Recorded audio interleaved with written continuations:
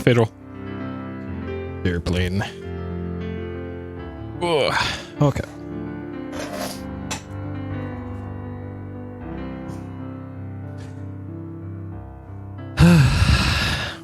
Hey Lee, hey Iwan.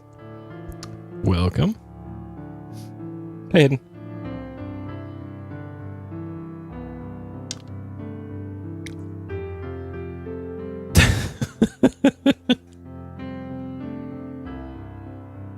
Oh man. Hey, did you see hey and Vertigo, welcome. We're gonna try and avoid the kabam. We'll see though. If anything kabams, it's gonna be the simulator. Alright, so Microsoft Flight Simulator PCVR 2020. This is the third time I've streamed this of possibly many. This is like my comfy stream game. No, if I was going to play an MS-DOS classic, it would be Corncob 3D. That is the best DOS game and the best flight simulator. Like, bar none. Just that one. You don't need to play Red Baron. You don't need to play Microsoft Flight Simulator 1.0. Corncob 3D is the greatest. It's such a fucking weird thing. That game. It's like, it's an actual 3D for a DOS game. Like, super early 3D. It didn't run well on literally anything. Like, even a modern system can't run Corncob 3D properly. You play as, like, a barnstorming pilot, but then there's also aliens. It's great. It's great. It's game of the century, as far as I'm concerned, for... It slightly beats out Grand Stream Saga. That's just how good it is.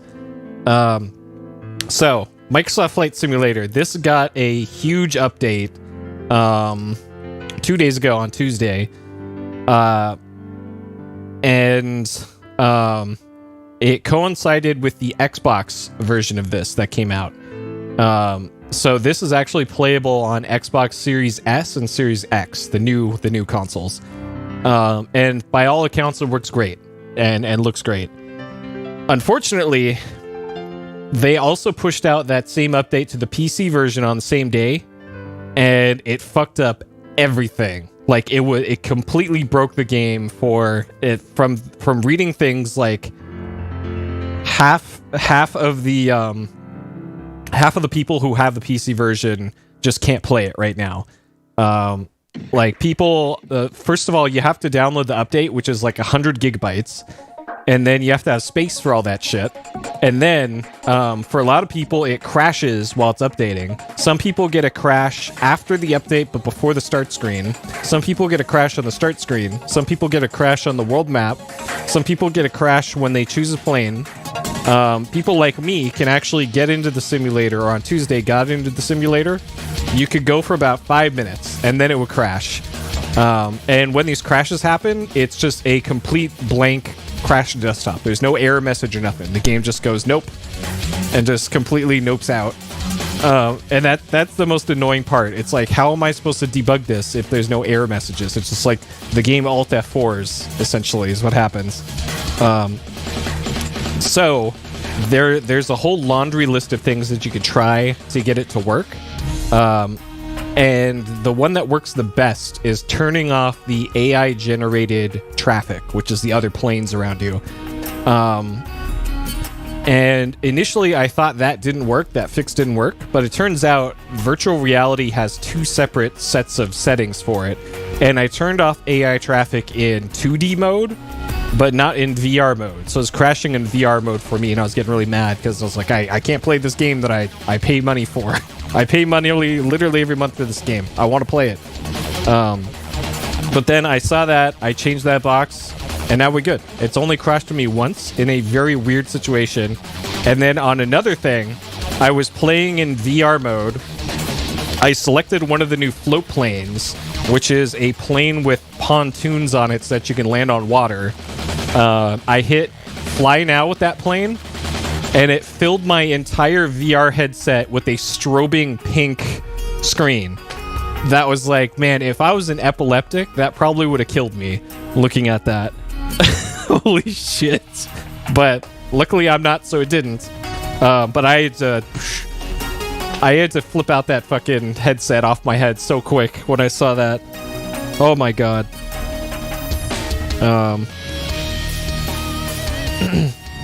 The Visio for school class? Can't even open any? Huh, that's weird. Yeah, I don't know what that is. Okay. Yeah, VR, like, this game is, like, barely works in regular mode, and when you add VR on top of that, it's just an added layer of things that can go wrong. But I think I have it in a good spot as it is right now. And since I last streamed this, so they added a whole bunch of other stuff, like really good quality of life stuff into the game, and a bunch of like new landing challenges and some new like discovery flights that I haven't even taken a look at yet. But I saw that there are mods for this game that people have put out. So like if you want to fly around in an X-Wing in this, you can. I think somebody's made the Enterprise already. There's a bunch of like old retro planes that I haven't gotten yet. There's one particular aircraft though that is just a hell of a lot of fun. So I'm gonna start off with that. I'm gonna do some flying in that thing. Okay, so another thing to note here is that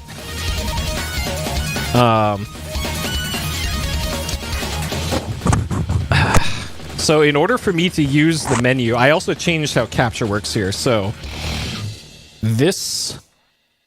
don't worry about this. If you see a black screen like this, don't worry about it. I figured out a way to make capture look good for this, but it requires me having to run weird scripts and like Alt-Tab and Alt-Enter and do all sorts of stuff. So once we're actually in the sim itself, then this will be more legible. But for now, while I'm setting up stuff, it's going to be a little janky here. All right. Get that unmuted. Okay. Let's get my VR thing recentered. There we go. Okay, so here is the neat thing from the mods. There's a fucking helicopter. Let's go. All right, let's fly around here since I know this area. All right. Yeah, nothing could possibly go wrong with this thing. All right, ramp 17, departure. They also added world maps, or like satellite maps, so you can actually see where things are now, which you couldn't before. Which is, I am very excited about that addition, more so than I should be. And as always, I can see chat and I can hear chat in my headset, the Discord chat. Okay, make sure this is all set. Okay. All right, so there's my cockpit, my co-pilot, Mr. Dude Bro. So because this is kind of an older mod, some of the stuff isn't up to date on this. So you're supposed to get rid of your co-pilot by clicking on. Oh, that's right. I have to do this. What the fuck? Oh man. Oh, come on. This isn't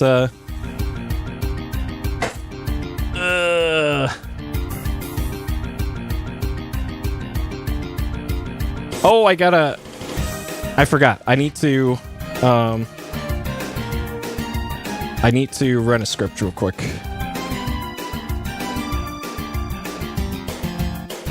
Why is it doing that?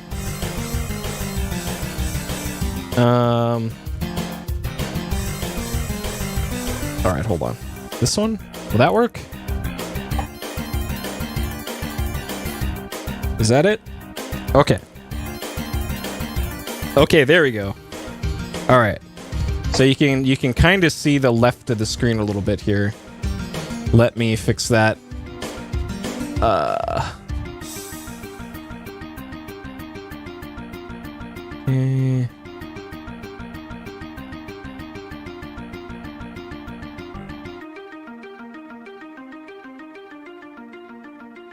Okay. Crop that. This wasn't an issue earlier when I tested this. Okay, we should be good now. All right. So there we go. There's my co-pilot, Mr. Dude Bro. Let me start the timer here. Okay. All right. There we go. All right, there's my co-pilot, Mr. Dude Bro. I should be able to... Why am I not clicked into the window here? Fucking VR games. Click it. There we go. Okay. Okay. So I should be able to click this to get rid of my co-pilot, but as you can see, he's still there. He's just a spooky ghost that just kind of sits there. So I'm not going to worry about it too much. All right. So this thing's got like a really complicated startup procedure. But luckily they give you a button that's just, hey, ready for takeoff mode. And then it boots up all this crap automatically. The eject button, this is also important. The eject button is, you take the doors off.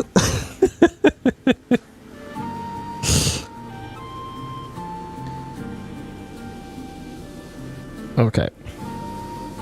And yeah, there's no VR cockpit zoom in this particular mod. But yeah, this is the way to do it, is to take the door off.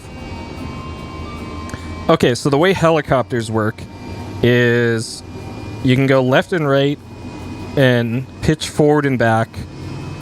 This thing down here is the primary, like you pull this thing up and down and it changes the pitch of the blades, and that's how you get more or less altitude in it. And then this thing's got this crazy system on it for controlling the engine RPMs automatically. So you don't have to worry about engine RPM. And then there's a special button down here. If I click that, it gives me double engine output, which is apparently a real button in these things. So... Alright. Let's do a little hover here. Lindbergh Ground Delta, Hotel Echo Charlie Bravo. Oh yeah, as far as the sim is concerned, the sim still thinks that I am flying a plane. So, air traffic control is telling me to go to runway 27 right now in order to take off, and I have to taxi over there. And it still puts the blue arrows for taxiing on this. So sure, we'll taxi over there.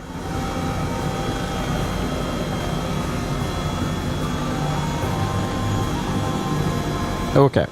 And man, like, helicopters surprisingly easier to fly than you'd think. At least this helicopter. Uh-oh. Not cleared for takeoff. Okay. Alright, hold on. I gotta go over here and hold short, otherwise air traffic controller is going to get mad at me again. But yeah, because of all like the weird fly-by-wire stuff that's built into this helicopter. Okay. Alright.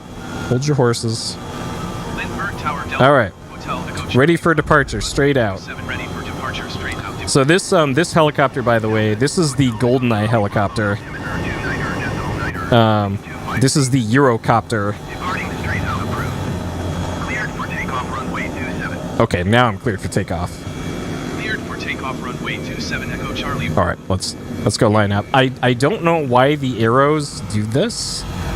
The arrows make you go left over there, but this is the runway.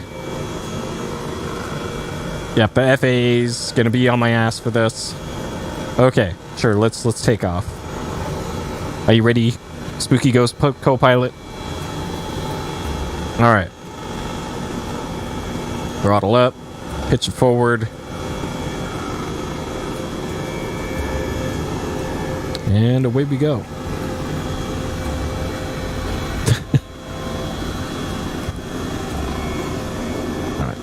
reset my seating position here. For some reason, I'm clipped into the chair right now. Usually it doesn't do that. Okay, that's better. All right, and then this is why you want to have the door open. So you could do stuff like this. So this mod has different difficulty settings for. Let's go into a hover here for a second. Echo Charlie Bravo, leaving my airspace frequency change approved. I'm not sure how to like Bird Tower Delta. quickly and easily hover in place Frequency change. in this thing yet. SoCal approach Delta. Okay. Hotel Echo Charlie Bravo is type 1 miles northwest of Lindbergh, 1,500. So this thing, Request clearance to transition Bravo. there's autopilot for navigation, altitude, heading and altitude.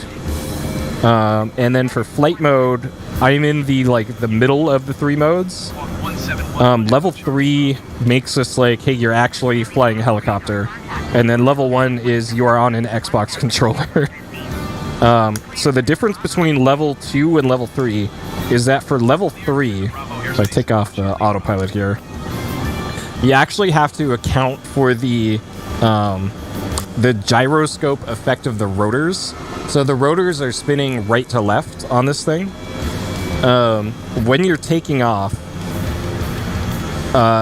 from just a standstill, or we'll go park on the roof of this building here. When you're taking off, you actually have to hold the rudder,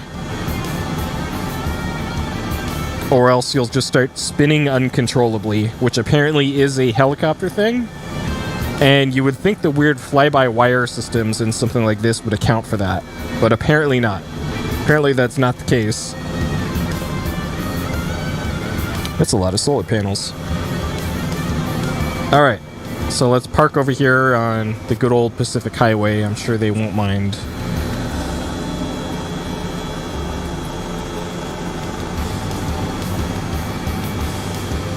Okay. Set her down here. Okay. Alright, so if I just raise the collective here and just go straight up without touching anything else, you just start spinning. So you actually have to, you can probably see the pedal down there. You actually have to counteract that when you have the climb engaged, which that I don't like doing that. So I'll put this back into to level 2 here, so I don't have to screw around with that. Okay. But yeah, besides that, surprisingly easy to pilot this thing. And it's like, this is probably the ideal way to like sightsee in this game, rather than using like a slow plane or something. Because with this, you can go really low and hold your position pretty easily.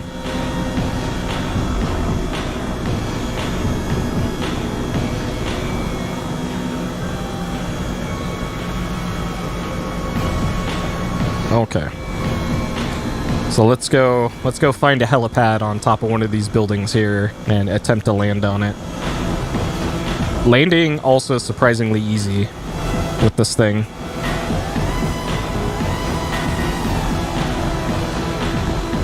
Okay, let's slow down a little bit.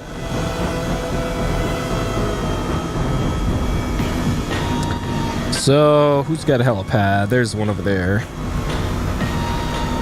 At least I think that's a helipad. Anything can be a helipad if you just believe. Yep, that's a helipad. Alright. So I'm not sure which way you need to orient onto these things. Actually, this might not actually be a helipad. Okay, that is not a helipad. There's one. This nice big building over here.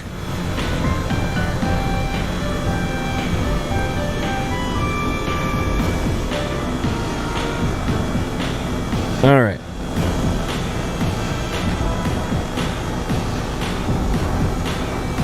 with a pool. I think there actually is one around here somewhere. We can take a look. So this is emergency only. This totally is an emergency. I need somewhere to land.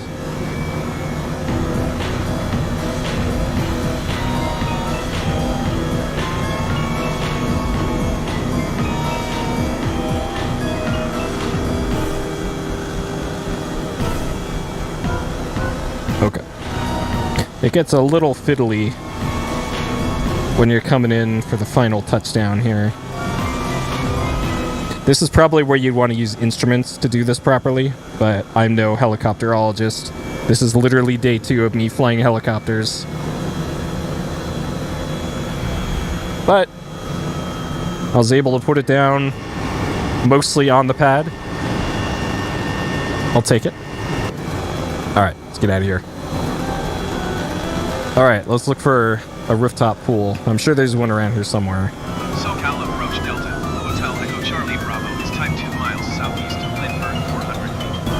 Request clearance to transition Bravo airspace. Okay, and then this is kind of a cool thing that this can do. So right now it's noon in game. If we go like this, we can make this 10 o'clock, 11 o'clock at night,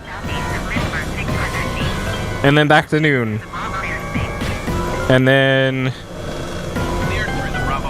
how about some rain? Like, this is so cool that you can just go straight into that, and there's what visibility looks like from the air during rain. You just can't see shit. And this isn't even a storm either. Alright. But it never rains in California, so we can get rid of that. Unrealistic. Let's do scattered clouds. Nope. So, wildfire smoke? Yes. Let's see. This. There you go. There you go. This is actual California right now. This is eerily accurate, actually. And then the lightning is blue because there's no moisture.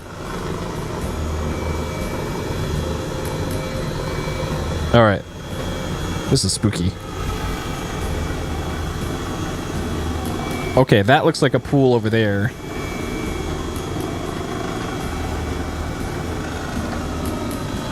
On the top of this Procopio building.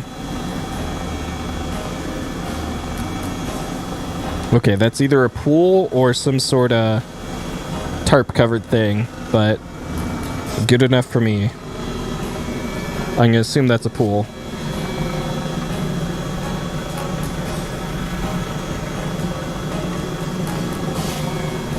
Though, the thing about turning on weather in this game is that it also generally turns on wind, and wind in virtual reality is a bad time. It is like Barf City. Though luckily there's no wind right here. Okay, put her down. Alright, there we go. Put her down right next to the pool over there. Over there on the other side of that. Alright.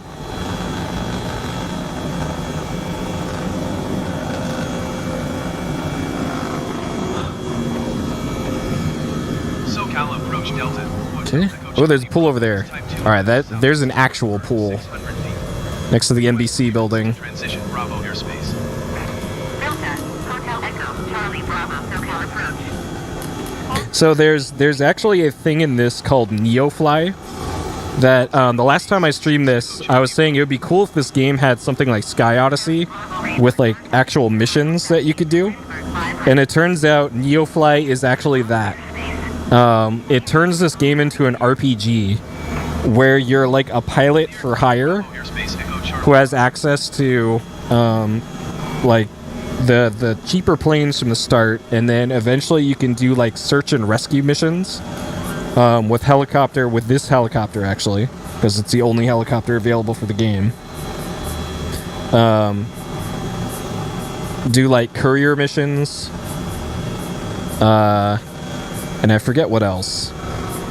Like being a private jet pilot. And you get paid for each completed mission.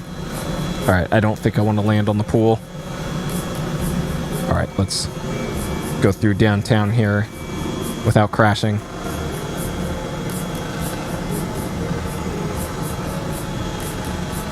Without crashing. Okay. Alright, good old downtown San Diego. So, I've noticed... I've noticed in the latest update here, the game sure likes placing really enormous trees and bushes where there shouldn't be enormous trees and bushes. And actually, I know of the best place to show that. Which way am I headed?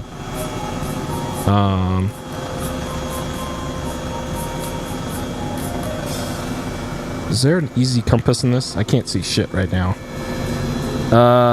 Yes, north. So,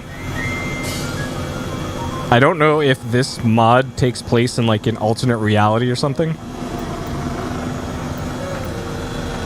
Yeah, that's true. It might be like that. But I'm pretty sure the place I'm about to go to here doesn't have that. If I can find it. Okay, where's the airfield? There. So it's this way. So one of the nice things that they put in this update is that there's dots and notifications for like cities now. It used to be pretty much just landmarks that had like there for Montgomery Gibbs Executive. That's for an actual airport because it's got the crosshair on it. But for actual cities, it has those now, so it's a lot easier to like find your house and do stuff like that in this, which you'd think would have been a day one addition to this game, but no, it took damn near a year for that. Okay, so over here in Mission Valley, my old stomping grounds, there is, or for the data that they're using for this, the stadium is still here. The Qualcomm Stadium, where the Chargers played for a long time, and SDSU college football, as well as a bunch of other events. The last time I showed this, which would have been a week or so ago, the stadium looked fine. It looked normal. It looked like the stadium. Now, however, it's it looks a little different. It looks a little different. So see if you can spot what's out of place here.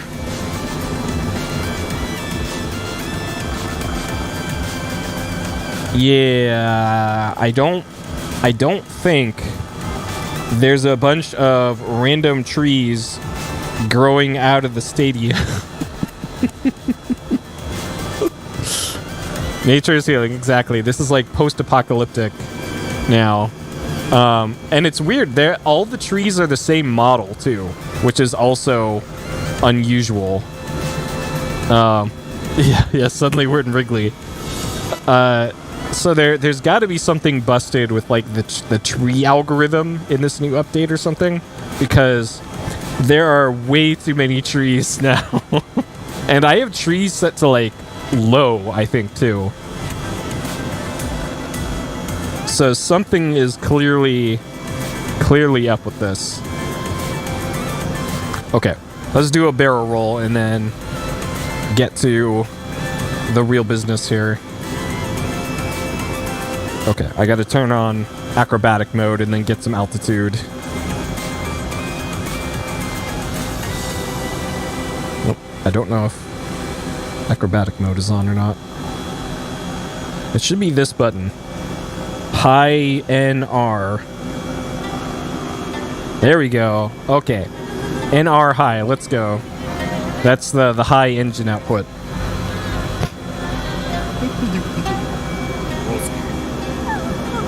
Okay. Get some forward momentum here. And then... Is this where I come in? Oh god. Oh jeez. Oh no. Oh no. Oh no. Look at me, perfect symmetry. Hey, we got this remix again. Nice. The same you see. Okay, so it turns out that helicopter really doesn't like being flipped upside down. Okay. Alright, so in order for me to use this menu, I have to...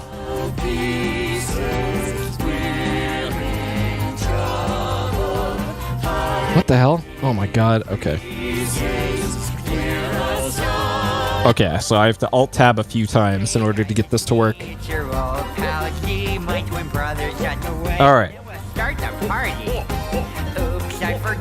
So this is new. The Discovery flights are new. So if we want to go look at this stuff sometime, which I think I will at some point, but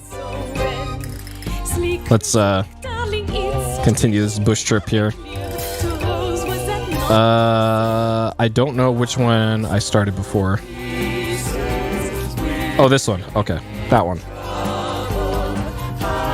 Alright, so we should be on leg 4 of this. Yep, leg 4. Okay. And then once this loads in, I gotta screw around with the capture again. There is so many lines make me want to cry. Okay. What is goal? I fall into hole. You have Okay. need clear. Good. Got it. You call Paul. Thank you, Paul. You're our hero. Oh shit. That's right. I had to use a custom control thing for the helicopter. Because he uses this weird thing. Okay. Alright, navlog. You know what? We don't have to stand for this. Yeah, this is like total crap. Okay, so if you haven't seen... Ouais, vive la résistance! Oh, back to Soviet Union. Yeah. Tetris too hard. Oh god, okay. If you haven't seen the bush trip stuff yet, so what this is you are tasked with going from point A to point B, or in this case it's like point A to point Y, point a lot. And all you're given is where you're starting, which in this case it's 067, which is... Where is that? Where is that?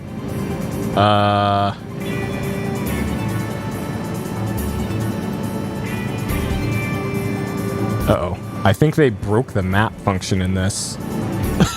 Fuck.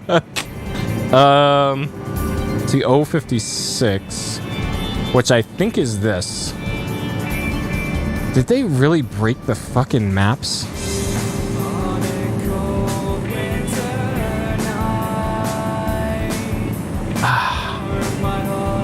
They broke the maps in this update.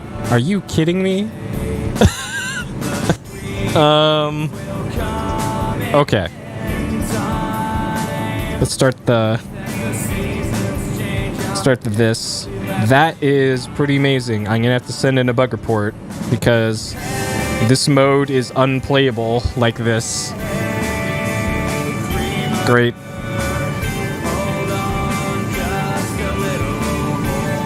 Okay. So, going off of just visual reconnaissance here now.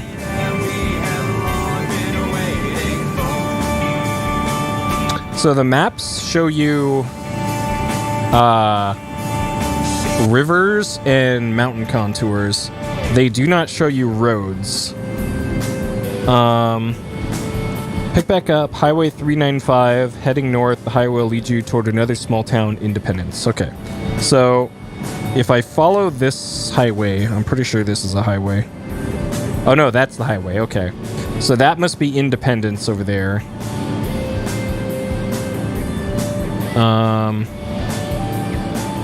Okay. Use the road as your guide and continue north. Find telltale lava flows and cinder cones to the west, which should be off to my left. Okay, and then this is heading 313.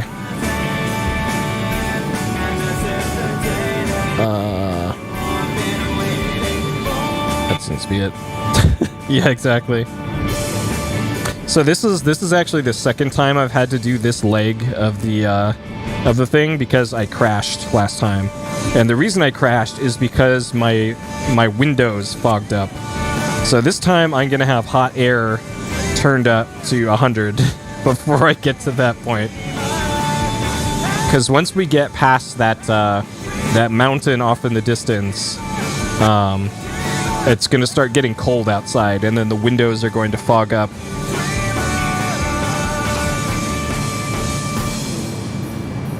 Okay.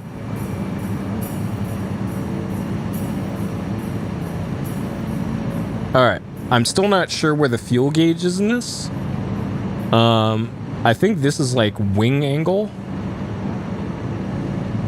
Maybe? Like, actually, maybe that's the fuel gauge. And they just store the fuel in. Okay, let's get back on track here.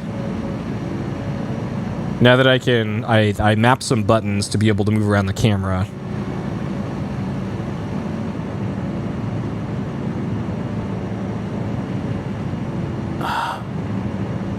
Like that.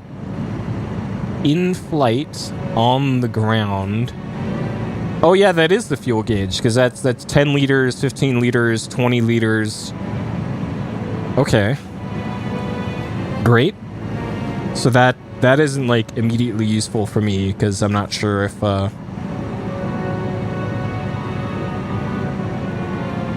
I can like check that. So the tubes go down into there.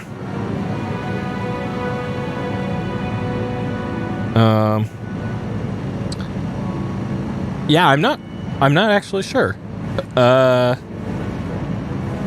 It sure makes it look like I have no fuel, right? It looks like I have 5 liters of fuel, which I don't think that's a whole lot. I'm no literologist, but that's like I have what, 3 big gulps of fuel left in my my plane. I get the feeling they don't limit your fuel in this mode, so that the player can just concentrate on the flying.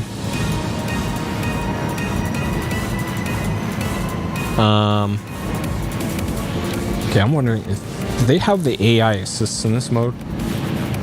They don't. Okay, so this is all you get is the controls, camera. That's the nav log, that thing, and then that's the VFR map. And yeah, they don't even give you any of the other ones. Interesting. Okay.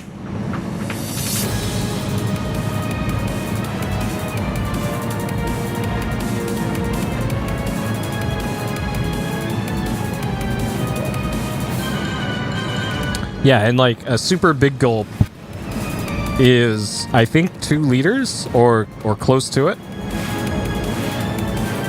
Okay, trim the nose down a little here. So I'm not playing this with the yoke this time. I'm actually using the HOTAS for this, because I'm eventually going to give my dad the yoke setup, because he prefers flying with that. So I figure I would get used to flying with this, which is totally fine. Like, this actually works better for that the helicopter mode anyways, so I think I probably should get a newer HOTAS at some point though, because this one, I showed this before, this one's so old it literally has a game port plug on it, as well as a USB 1.0 cable on it. And I got it from a electronics junk shop, and it was covered with all sorts of like slime and grime that I had to spend like an hour cleaning it once I bought it. But hey, it still works, and I could potentially use it on my my old DOS machine. So that's something. All right, let's lose some altitude here. I really hope the game doesn't crash while I'm doing this. Like, I want the plane to not crash, and then I want the game to also not crash, because that's been a huge issue the last few days after the latest update. But yeah, performance-wise, the new update, like, it's not like my 3090 had issues running this before, but now in VR, I can really crank the settings up, and it still runs great. Like, I can get this running in VR at like almost 60 FPS, which doesn't sound impressive at all, but considering it's pushing like double 4K to my headset, that ain't bad. You hold Logitech with those two? Yeah.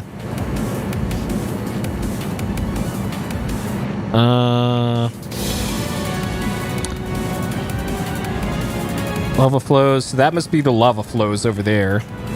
The lava flows and cinder cones.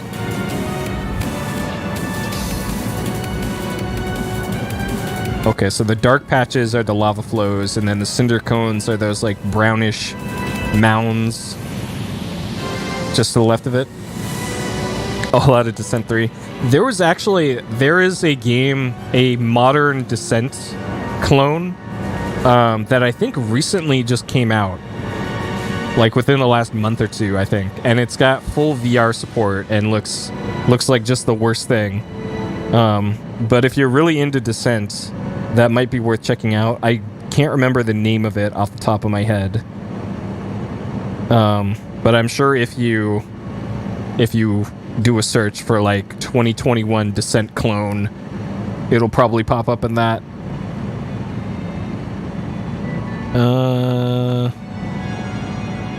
Keep following 395 past the glistening waters of Klondike Lake, the mule capital of the world. Okay, I remember that. The mule capital of the world is just past that that mountain over there.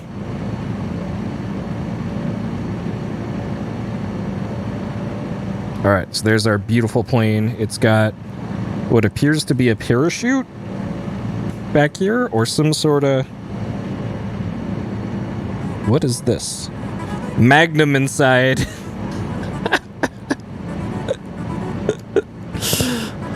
Never noticed that. Ballistic recovery system. Okay. That must be what this is. So it's got like the plane parachute. Because I know that's a thing.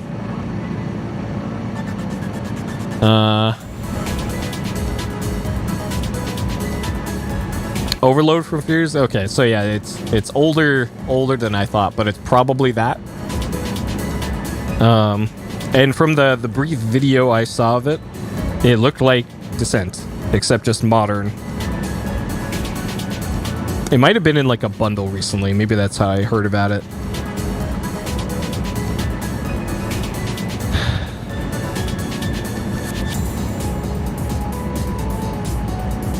Let's look at our filthy engine here. God, this thing's like a lawnmower engine. Rotax, I know that name. That's I think they make car engines too. Or like kit engines, I want to say. You can put a Rotax in your Miata and burn out the clutch in 10 seconds. Oh, and there's the radiator. And this plane is called the Savage Cub. Live on Earth, yeah. So that must be it. There's no way to easily turn the camera around in this. Okay, so the air intakes go to the radiators. Okay. So then the rudders got some little hydraulic stuff in there. Use .4 only. I think that's for oiling the I think that's .4. And then there's the, oh man, they even model the little connectors behind the panel. Huh. Okay, and then those wires go to these switches. God, you could like trace the individual wires. Like here's the grounding wires, I guess, and then those go up to those two red wires go to the ignition, and then what's the switch over here? This is not a switch. Oh, altitude warning. Okay. So that's the ground for the altitude warning. Oh man, this bug with these is kind of a bummer because this makes this mode pretty much unplayable. Man, that is a real bummer. Okay. So I think we're coming up on the mule capital of the world.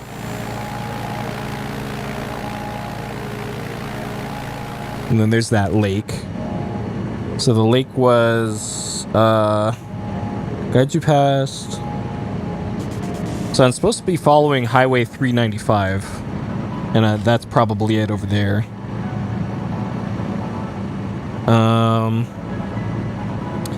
As it passes through Bishop, the town of Bishop,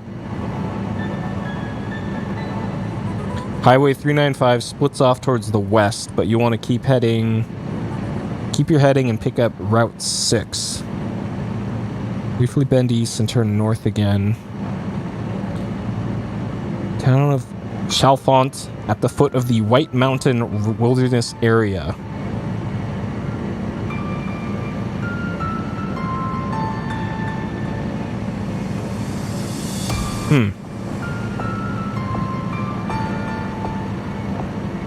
Not sure where White Mountain would be on here.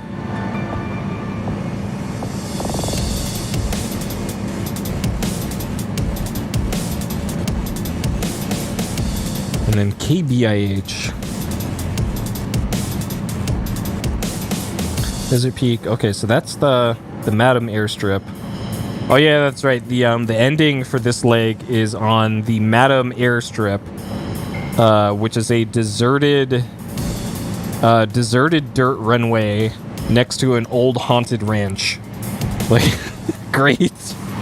So it appears it's next to either a highway or a river, and it's just fucking dirt runway in the middle of nowhere.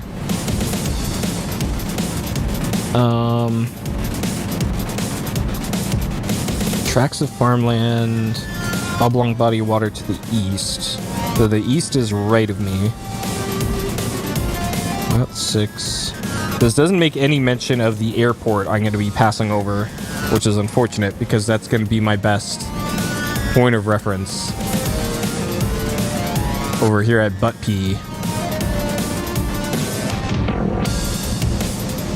And then there was Toilet Lake is also going to be a good landmark.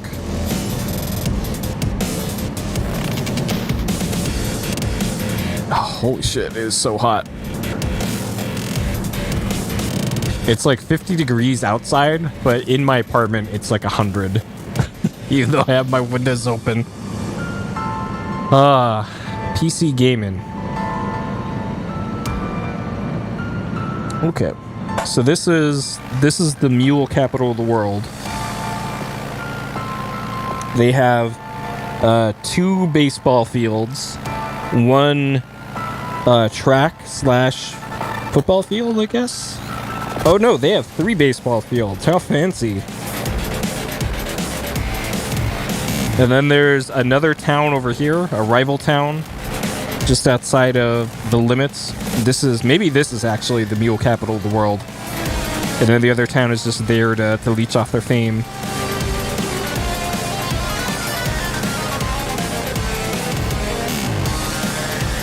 What a weird thing. Like, where would they keep the mules?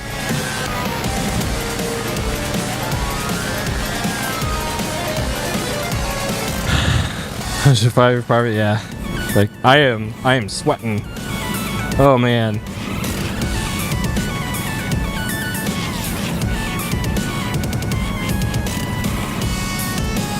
And also, if I don't know if anyone's ever worn a VR headset, like a high-end one like this. This actively outputs heat as well. This thing actually gets hot because it's running these LCD screens inside that are being like driven to their limit. So it's like having a hot towel over your face the whole time that you're playing it. Like, I was actually thinking about it today that I might want to rig up some sort of like spacer that goes between the foam pad and the visor itself that has like vents in it that won't collapse under pressure, so that at least some air movement can go through the front of the headset. Cause man, this thing. And then also I saw that Oculus is recalling their Quest 2 headset because people are getting facial irritation from the foam on it. And that is how VR headsets have been since like the dawn of time. Like I think what's happening is people are wearing stuff like that and think that that's not normal and that's caused by their Quest 2. And that's the only headset that they've ever had and ever used before. And it's giving them the red marks on their face, and people are freaking out. When that's just completely normal. That's what having something pried onto your face for a long period of time, it just does that. But then now they're doing this big old recall over fucking nothing.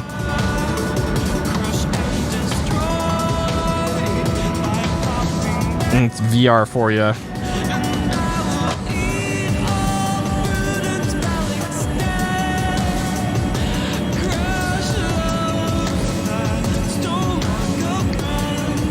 Is this a Bubble Bobble remix with fucking lyrics? Hold on a second. I'm actually gonna take out my headset to check. It is? What the fuck?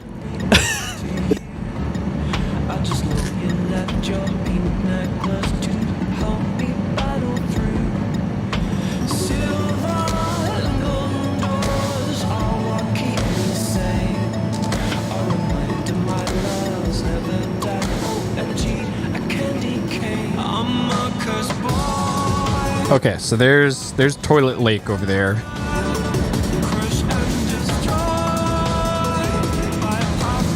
So that means we should be actually near this airport, the Butt Pee Airport. So let's take a look-see here.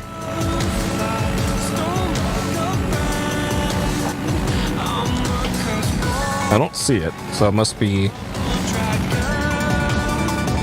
over there. Okay. So with my new capture for the stream and the new way that I'm capturing the game for you, you should actually be able to read the gauges now. Where you kind of couldn't before. So it should be quite a bit more legible now. Alright. So we're into the yellow zone here as far as airspeed goes, and that's fine. as long as when I'm losing altitude, I gotta make sure to throttle back.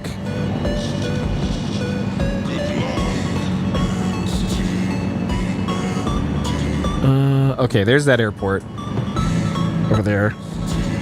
So we're passing directly over Butt P Airport. That one. I'm still not sure what this icon is. Like, I've seen that icon in just random places where I wouldn't think there would be something. Like, maybe that's a transponder location for navigation? Is what that is?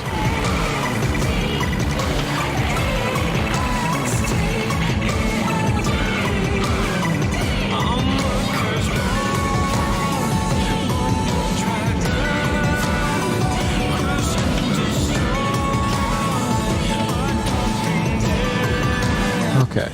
And then this is another airstrip. Because that's what those markings are.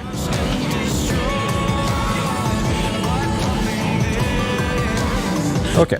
So once we're clear of this mountain range, it looks like there's kind of an abrupt end to it here. And then that should be our landing spot. And the only reason that I know that is because I remember this from the last time I did this. I don't know why they removed the markings from this. Maybe they did that on purpose? But I don't know why they would do that.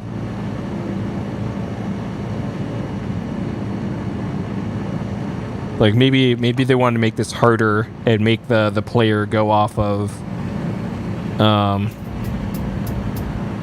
this a lot more. Like, 056 is my stop point. Town of Benton.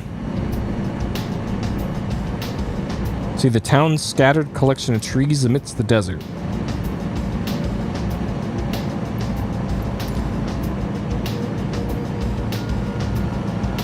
I guess there's trees?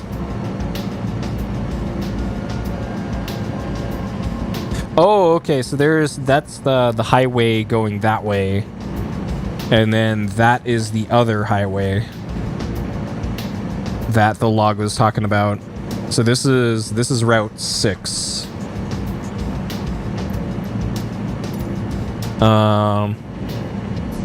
Yeah, Route 6 bends north. No, it's not that.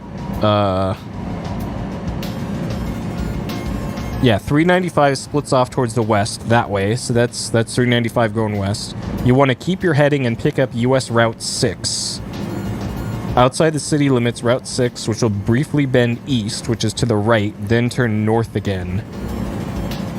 And there it is, right there. So it's going east, right there, and then it makes a curve over to the north.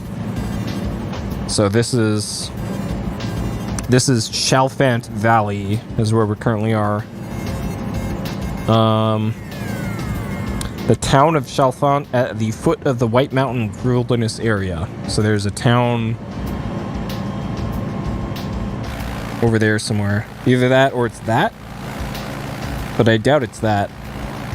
This is a weird looking thing here. So it looks like there's some sort of river coming out of the mountain. The crease in the mountain butt cheeks there. And then like a dried up delta or something. That's weird.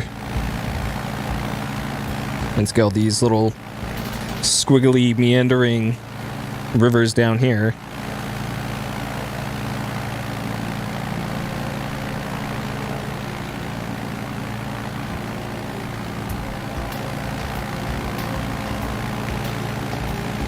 Okay. Maybe that's a town up there.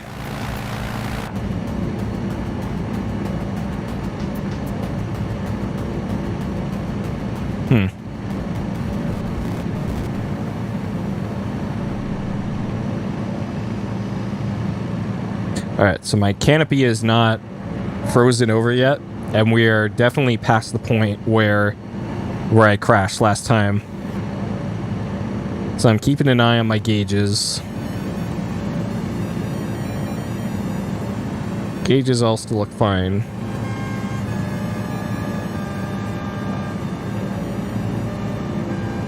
Okay. Let's point ourselves a little bit further left here.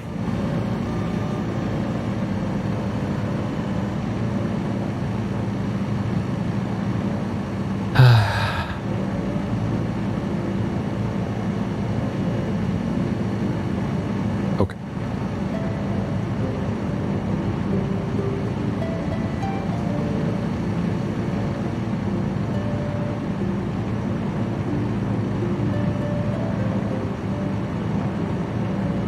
So we got clusters of buildings. Some over there. Got one down there. They're farming dirt over here, I guess. And then some sort of thing over there at the base of that. Maybe that's either that or like this is. I'm curious what this is now. Is this just a tiny little town over here?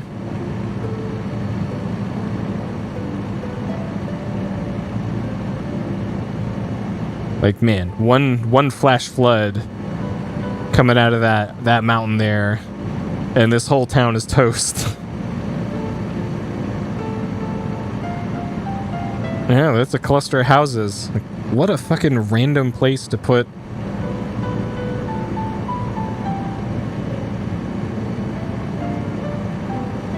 Why? Either that or it's like a junkyard or something.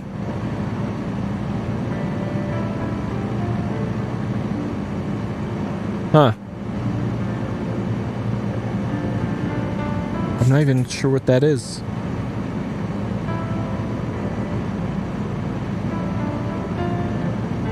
That's so weird. Okay. Yeah, this clearly is a town, I guess. Huh.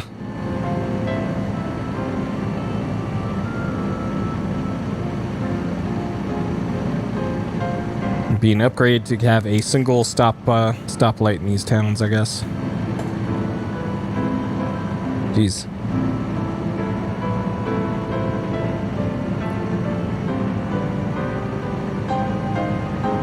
And this is like right next to the desert. Like the desert is just on the other side of that mountain there.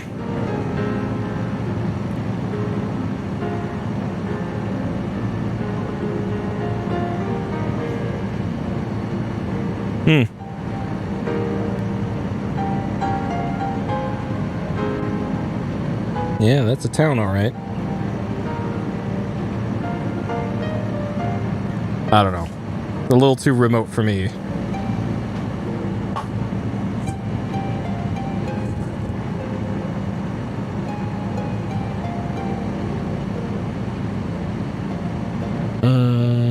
Isolated oblong body of water to the east, which is to my right.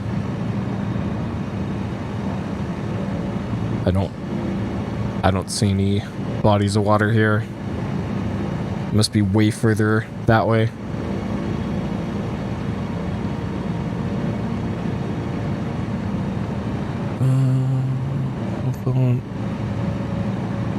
Rolling hills rise to the west, and the town of Benton comes into view. You'll know you arrived when you reach the main crossroads and see the town's scattered collection of trees.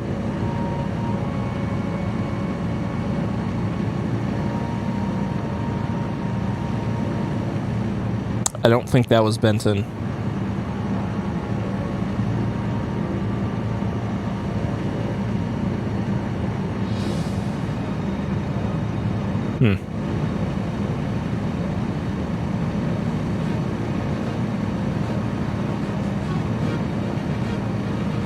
And according to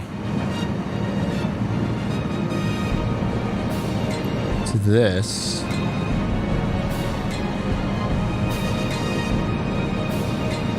this must be the oblong body of water. Ooh, there's an airstrip around here somewhere.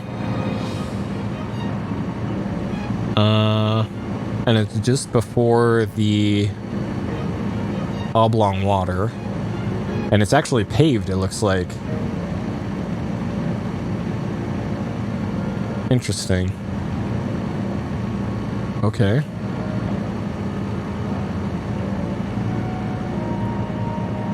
So clearly it's not here. But it should be just off the highway. And at a point where the elevation kind of evens out. It can't be on this slope though, because that's... no way.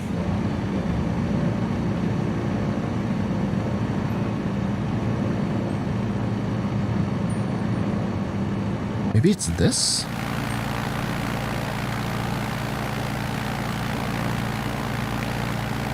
That's not an airstrip. That can't be.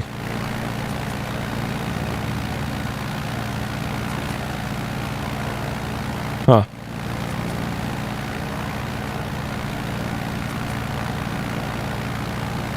No. Okay, not an airstrip. Maybe this is that town they're talking about? Because it's got a collection of trees, and then this is the desert. There's the oblong body of water just past these farm things. So that means that the airstrip is got to be like... Oh, is that it? It's right on the edge of this, this circle. That's got to be it. What a weird place to have an airstrip. Oh, actually, no. It's that the white thing to the right of the rectangular shaped field.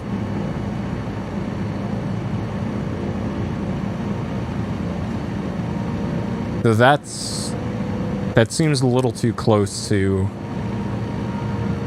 the body of water here. But that does match up with what the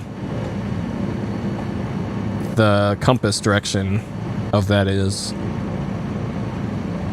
That's also a very weird spot to have an airfield.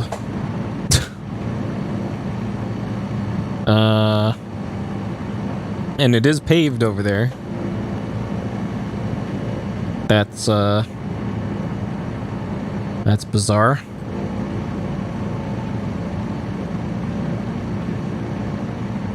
And then according to this, there's some random buildings in...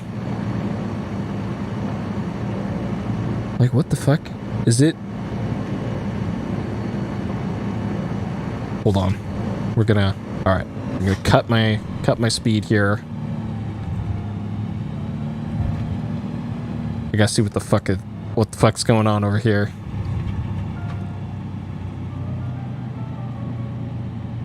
Is this some like random? Is the aerial flight sim? Are you okay? Flight sim, are you okay, buddy? It's just making this random fucking nightmare of auto-generated houses in the middle of this crop circle. All right, throttle up. Okay. Yeah, this new update has got some issues. It's got some issues. So it's making trees where there shouldn't be trees, and now it's just randomly generating houses out of weird nightmare shapes. Unless that actually is what that house looks like over there, then sure, fine. But I'm a doubt that one. Okay, so here's the oblong body of water right here. So we're gonna pass over the right edge of this. Yep. Yeah, Bing Maps is now the arbiter of what is true and false now. Sorry, Google, your time's up. Okay, yeah, that sure is a random ass lake. Probably man-made. Like, here, we made some prime lakefront real estate. Come buy it.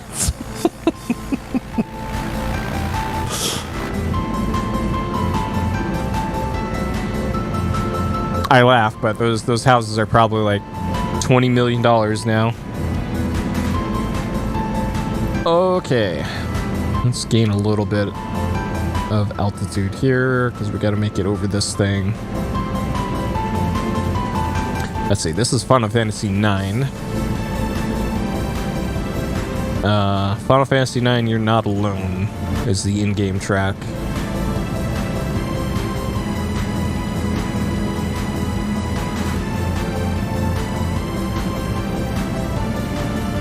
Alright, nose up, so we're getting 500 feet a minute. Airspeed is still good.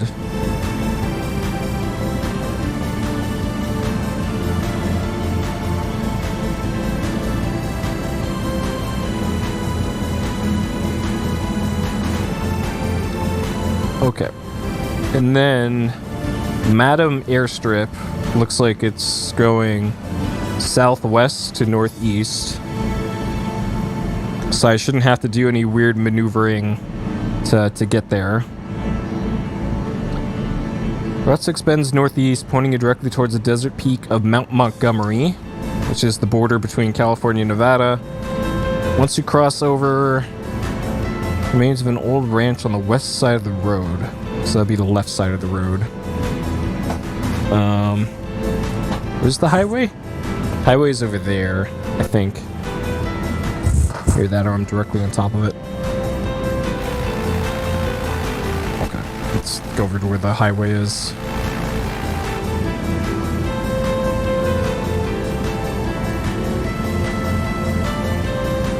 Oh, this must be the trees that this is talking about.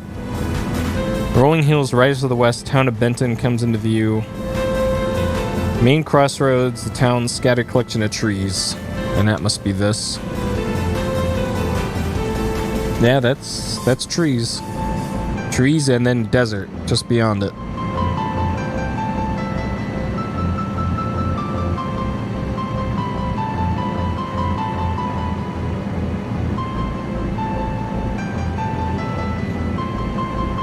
Man, I'm just thinking I gotta report this bug to the developers of this, and I have to like make an account with their weird special bug reporting system. It's called like Zendesk or something. And God, what a pain in the ass. But I like doing this, so I want to report it. Otherwise you can't really do this mode unless it's intended. I guess I should research that first to see if they intentionally took away the labels from the VFR map, or if there's like a hotkey I can press to get them back. But that's such a weird, oddly specific thing to be broken that wasn't broken before. Okay, so this is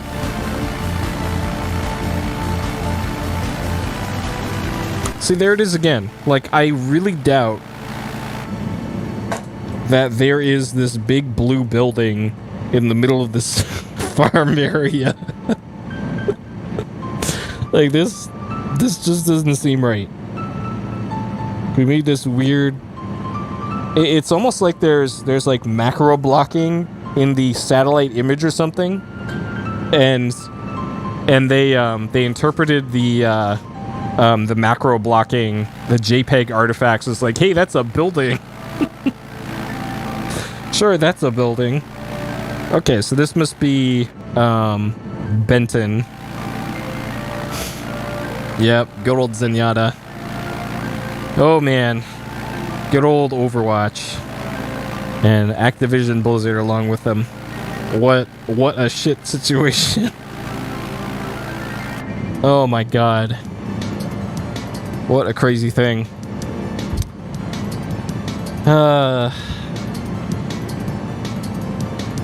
Alright, Route 6 bends northeast, pointing you towards the desert peak. There's a peak out there somewhere, apparently. Of this bending northeast. So there's the end of that. And then the airstrip is right next to the right next to the road. So as long as I follow the road, we should be okay.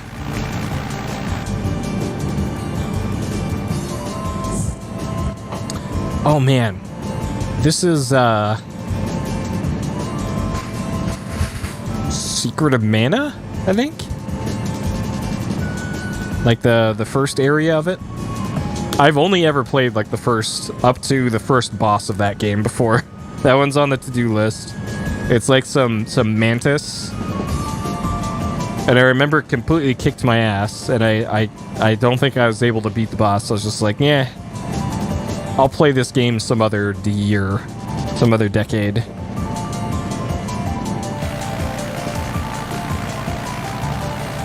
And then I think I saw someone speedrun it years ago, or do attempts at it, and that game gets weird once you start breaking things in it. So we're looking for an old abandoned farmhouse.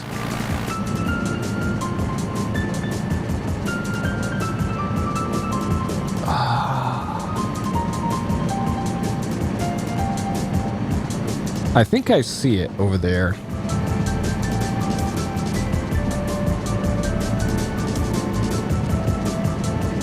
Oh, here's some more incredible tree generation.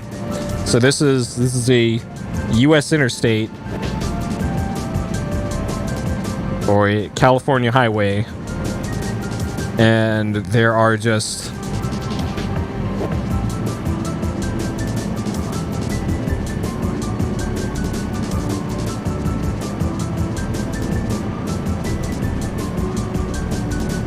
trees all over it.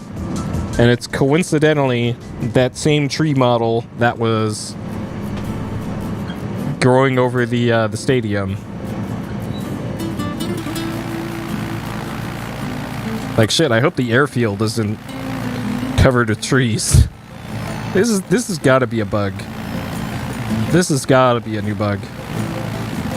I know, right? Okay, so the airstrip runs parallel to the road.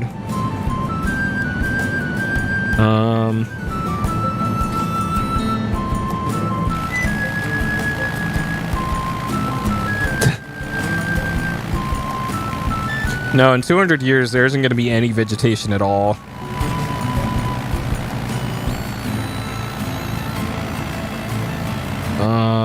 So it's not this. No. So we're looking for kind of a white building. Now that's just completely forested over there. Poor truck. That's why that truck is parked there. It's stuck behind all the forestry. And then there's a random house in the middle of the road.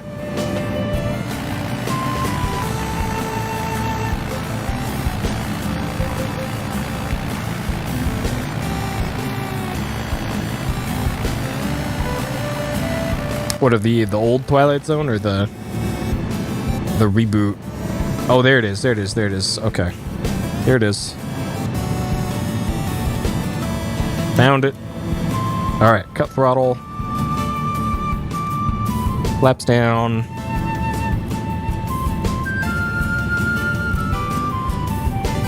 Okay. Throttle up a little bit so we don't stall.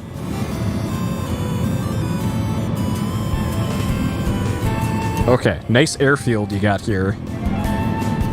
It's just random fucking dirt garbage.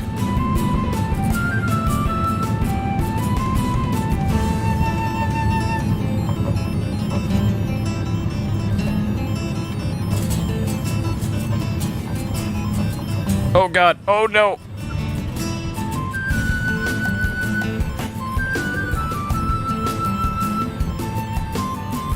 Okay, I think I'm...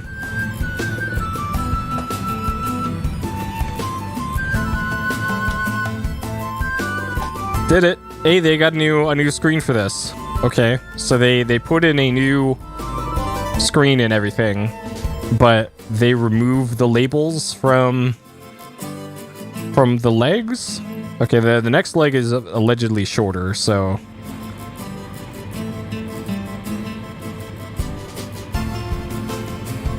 I hit continue.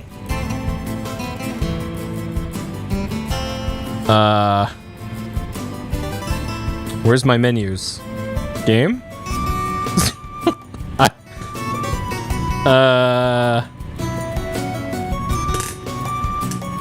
Is it rendering in like...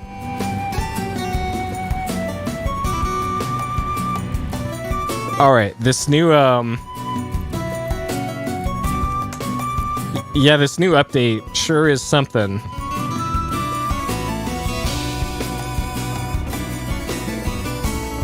Okay, and then of course I can't use the menu in this mode. Not in that mode either. There we go. Okay.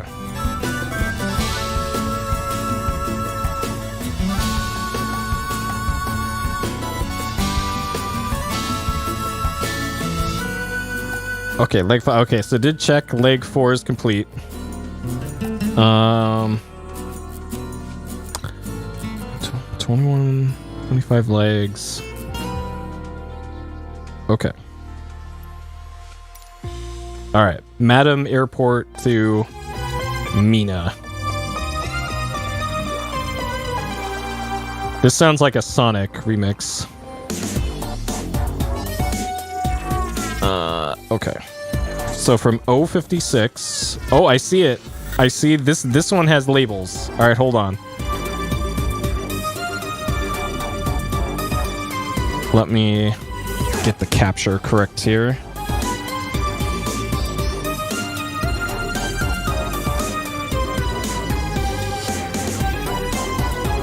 I need to make this a hotkey or something.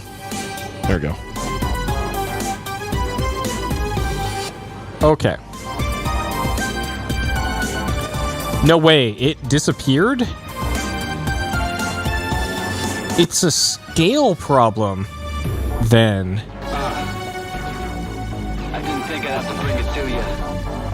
Oh, what? Okay, this might be related to, like, the weird method I have to use to capture her. You're looking like you think that I don't know. Thinking that the signs of a lie don't show. Little by little you lie more. So I'ma give you something so you don't try no more. Okay. Oh my lord, what you gonna say next? Do anything for a little paycheck. What a weird bug. It really doesn't look like it. All right. You make me sick. When you're in the air again, head northeast along Route 6 toward and through Montgomery Pass. You know that oil and water don't mix. Sonic 2 rap, nice.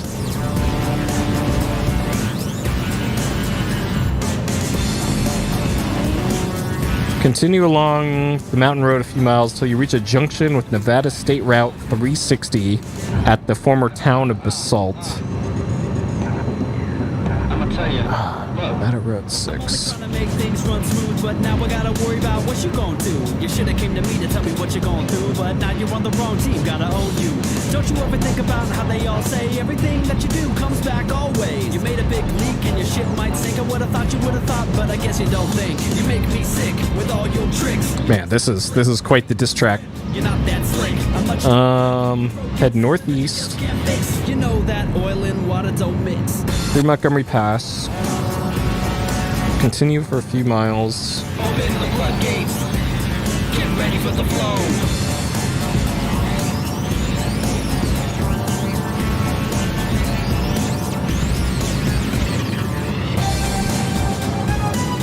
Alright, gaining some altitude.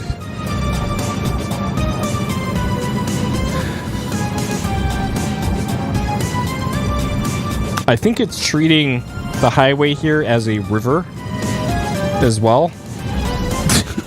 Which, I guess this makes it easy to see where I am. Because there's the...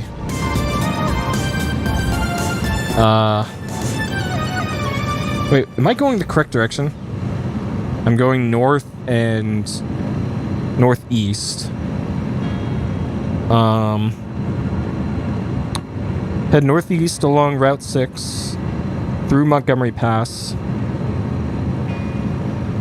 And Rayman 2. I actually thought it was a Sonic and Knuckles remix for a second there. Okay. So that one is this. And there's the pass. And then that other body of water is that over there. Okay. I gotta gain even more altitude here. Just can't get below 80 knots here, else I'm in risk of stalling. Also, don't want the cockpit to freeze over again.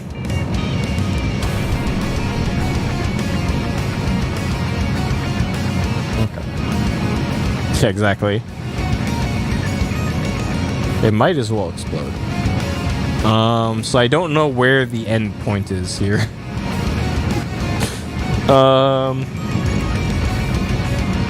So we're going through the pass here, and then continue along the desolate mountain road until you reach a junction with a... Oh god.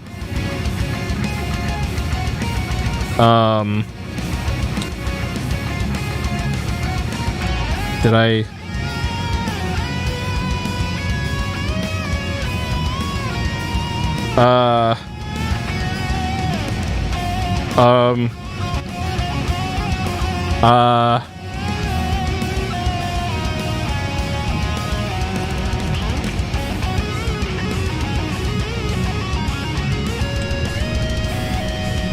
My engine fucking randomly...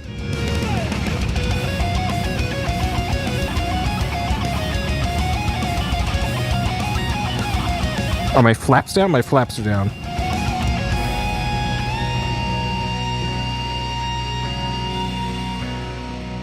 Okay, hold on. We're gonna put her down here for a second and figure this out. Why? You ran out of fuel?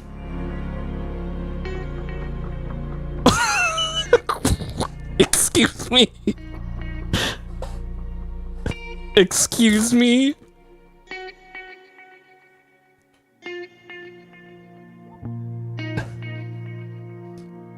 So, what the fuck?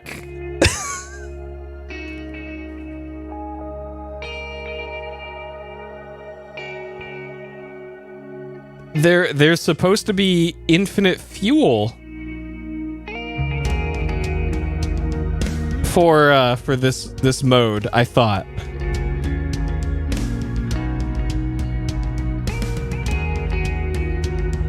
So maybe that fuel gauge wasn't lying, and I did have one big gulp full of fuel left.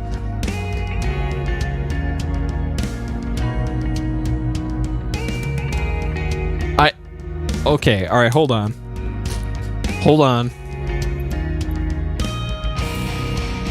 So now that I know where the fuel gauge is...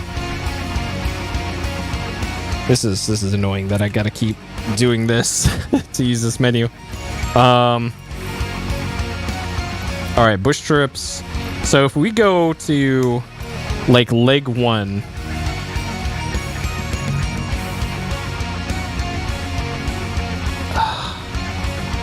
Okay, just so that I don't accidentally restart the whole damn thing. Is there a similar plane to this? I think this is a similar plane. That's the X-Cub, and that's fine. Okay. So this is in Patagonia in South America. Let's see if the fuel situation is the same. Oh man, they have you traveling... Wow, okay. The entire length of...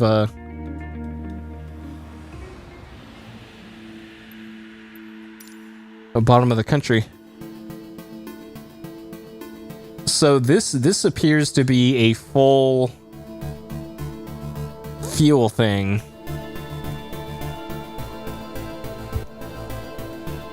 And here too. Let me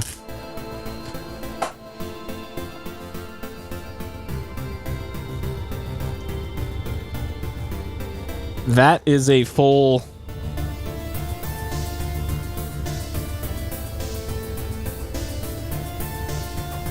fuel gauge. I wonder if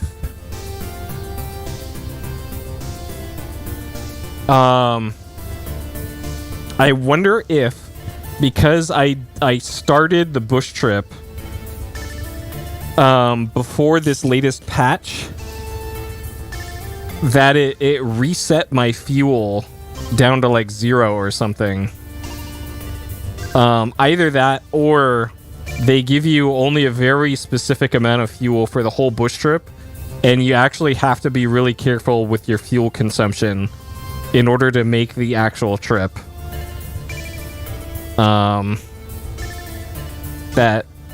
That's pretty wild. Okay, let's I think I might have to abandon that other one for now. And then this still, so it shows that.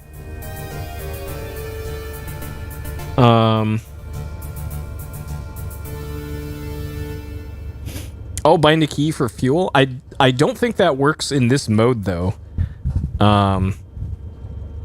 Cause that's probably only for the regular flights and not the bush trips. Cause bush trip is pretty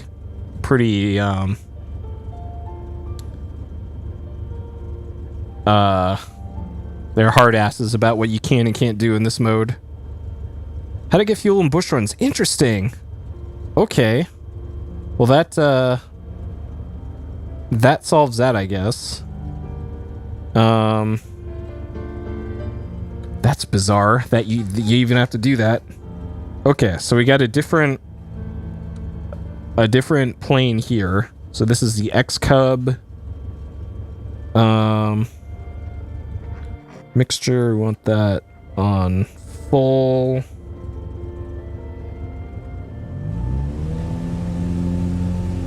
And flaps are down for some reason. Also, I am...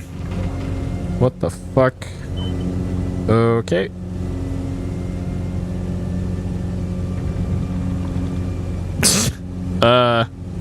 Okay, alright, we're fine. Alright, welcome to South America. You're about to tour some of the most remote parts of Patagonia. Once in the air, follow the heading southeast over the hills, passing the lake to the east.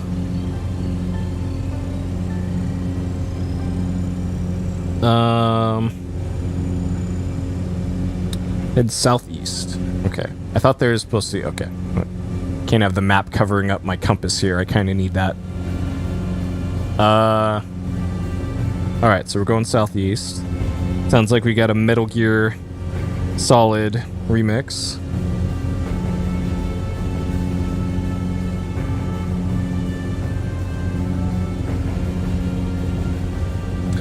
And then this thing. So this is a Garmin makes these things. The GPS company. But I'm not sure if they actually made this specific one. Usually it says Garmin on it.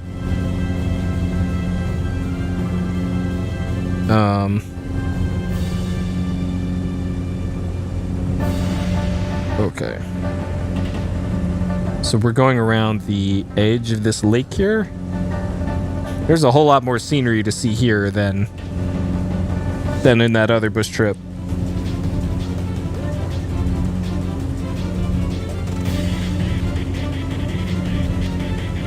Okay, trim that nose down.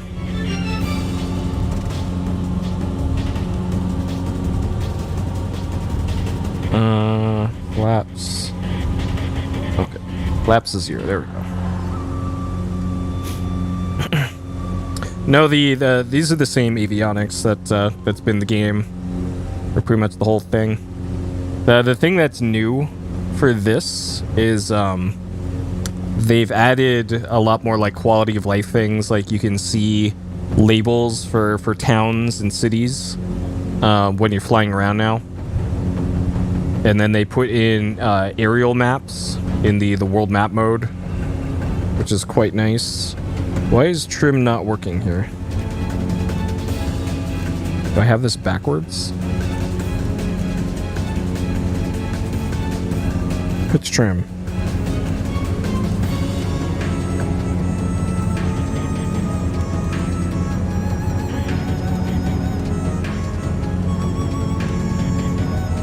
Okay.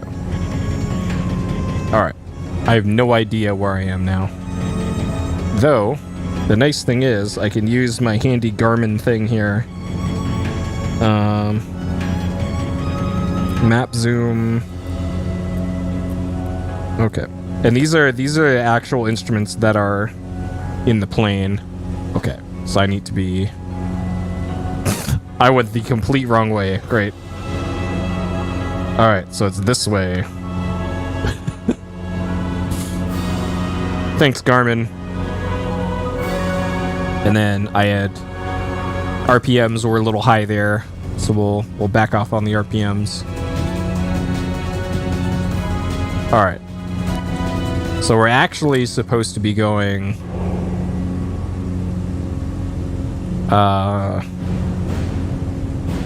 to that large lake past this. This is a little baby lake apparently, compared to the lake we're about to go over. We're skirt around the edge of.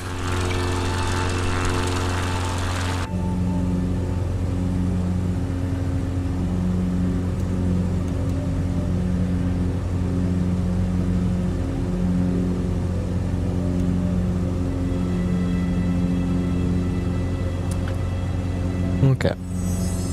And I see the fuel consumption is actually going down. Oh man, this explains so much. There's no indication in any of the tutorials or anything in this that you're supposed to manually refill your fuel on each leg. But God, that's amazing. That's very Flight Simulator that they do that to you. Okay.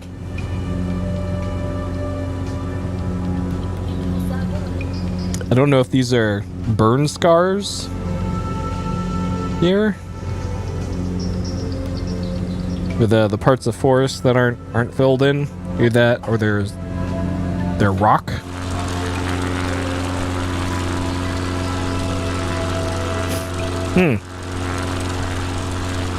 I'm not sure if there's volcanic activity around here.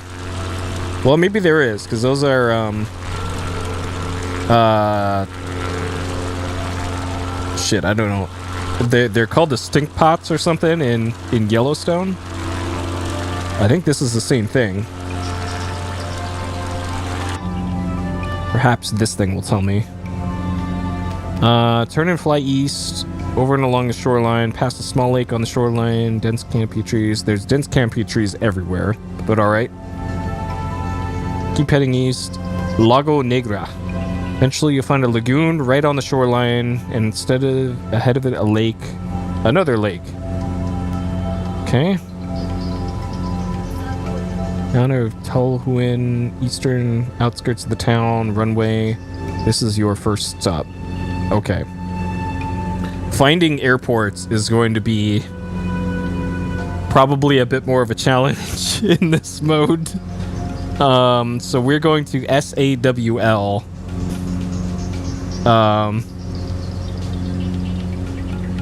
Okay.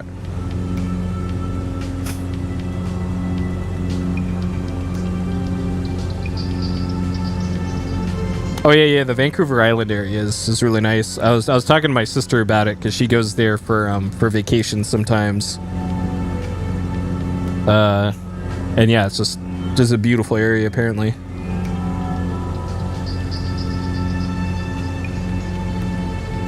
Okay, so according to this, we kind of hook down this way. But yeah, this mission is on the like southern Chile.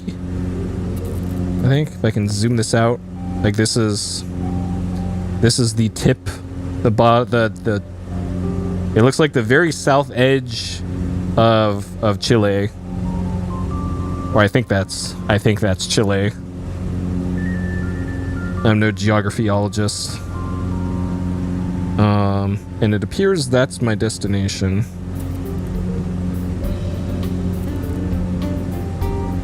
I'm going to SAWL. That's SAWO.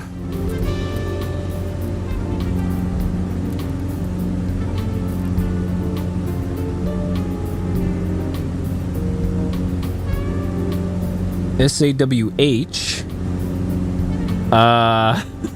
Fuck. Where's...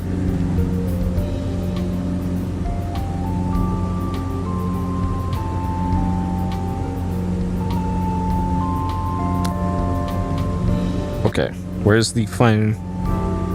Okay, so there's me. Okay, so this wants us to fly all the way around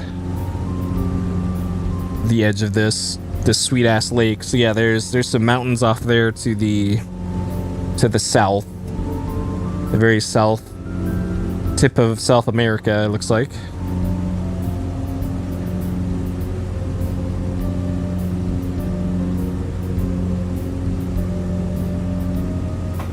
Past the lake and lagoon. This flight's only supposed to be 14 minutes. So, past a small lake on the shoreline? There's apparently a lake on the shoreline somewhere.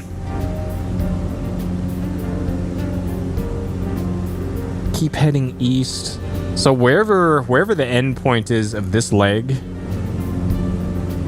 it's gotta be over here. Hey Kevin. Good to see you, buddy. Oh man, you're 3090. That sucks. Yeah, this game with the new update is just bonkers. It's so good. I may have already passed it.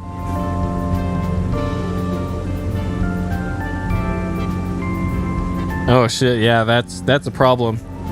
Is it an EVGA card by any chance? Because those things have been having a lot of trouble recently, actually. And EVGA is actually replacing them.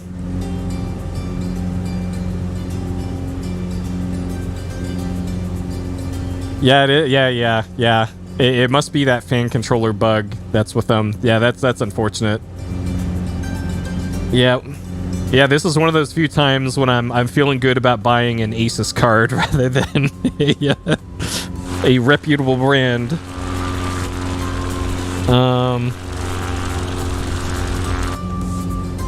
Yeah, like when my card is in a menu, like this game, for instance. This game has an uncapped frame rate during the updater for this game, and the updater is rendering this like static image of a plane over something, so it runs at like 1 billion FPS, and I can hear the coil whine of my card just going crazy. So I am very glad that I have a water cooler on this thing, because otherwise, holy crap. And also to update this to the latest version of this, I have a gigabit connection. I have top of the line hardware for everything. It still took 40 minutes to update this. Nice. Oh shit, you guys get 23090s? It's nice.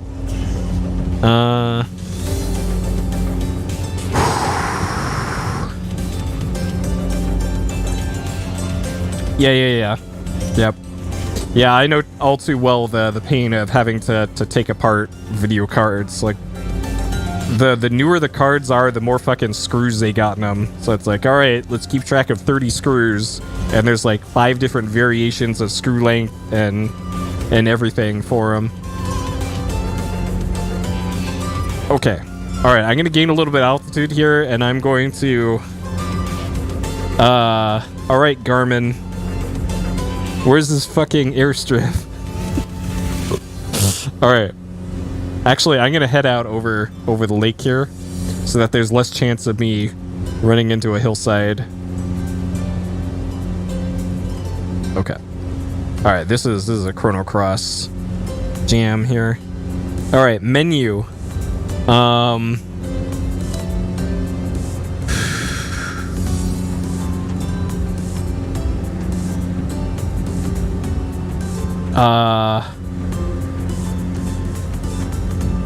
route.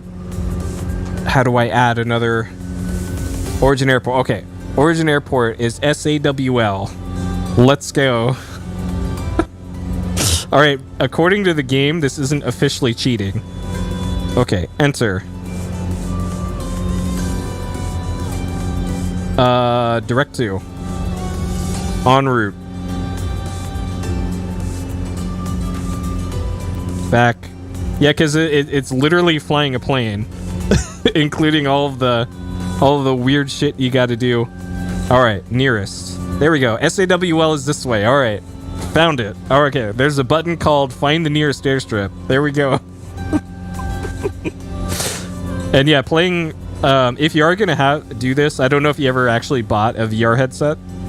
But even on an Oculus Quest 2, this looks insanely good. Alright, insert in flight plan. POI.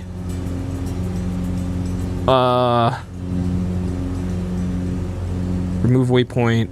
Remove waypoint. Direct to.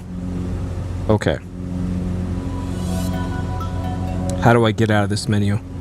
Map page. Okay, so I think this purple thing is the heading for the airstrip. Either that, or I can SAWL. Well, keep an eye out on eBay. Okay, so this airport's north-south. Keep an eye on eBay for used Pimax, because if you can get a used Pimax like I did, I have a 5K Super, or no, 5K Plus, which is kind of an older one, but it's great. It does 144 hertz. It's got the super wide,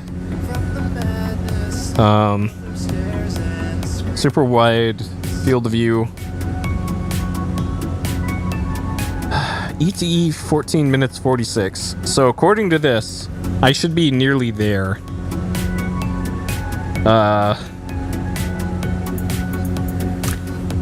7.3 nautical miles. Yeah, and I think Pimax is actually available through Newegg, I think, at this point. But you still have to do all the weird ass customs bullshit. So ideally you get it from somebody in the country already. Oh my god, did this delete it delete? Okay.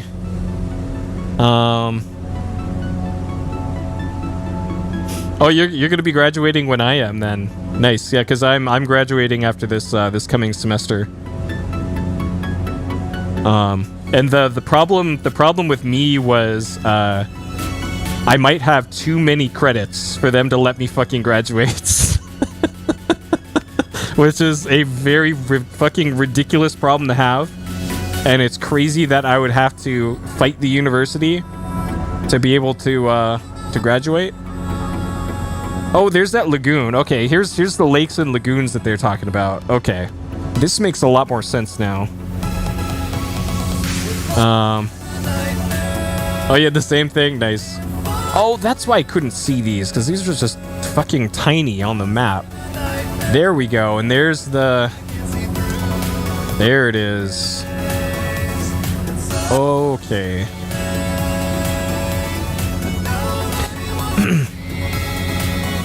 Yep, it's Incredible Pro. I kept changing my major. I changed my major like 5 times. But the upside of that...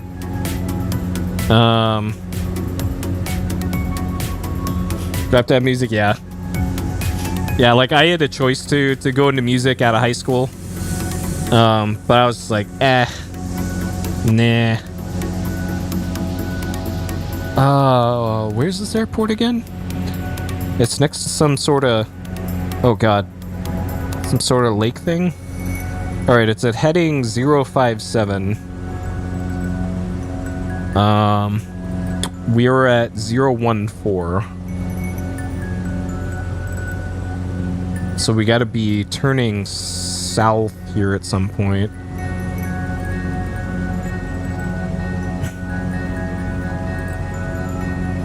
Yeah.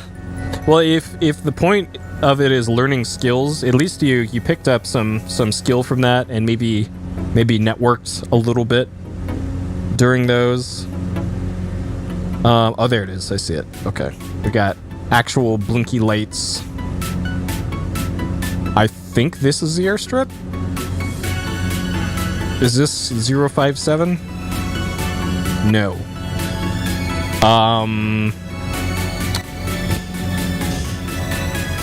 That sure looks like an airstrip, though. I see blinky lights over there. But yeah, what I was actually thinking about today is I tweeted about it.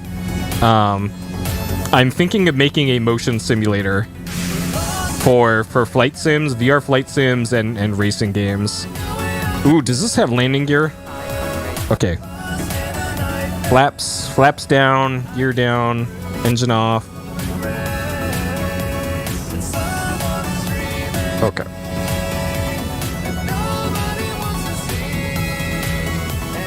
And I was pricing out how much it would be to make my own. And it would be twice as much as just getting one from Kickstarter. Oh god. Oh god. Because it looks like it's a bit under $2,000 for a workable setup. And the DIY route, just the motors. Oh god, no! Fuck! Okay, can I continue? No, god damn it. Wait a second. Okay, this put me on Final Pro. Okay, they give you a do-over.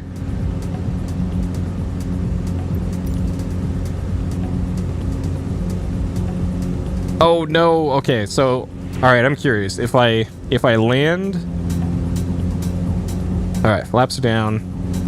If I can successfully land this, does this count as doing the thing? I'm guessing probably not. But yeah, there's a guy who posted his whole build log of all that stuff. 500.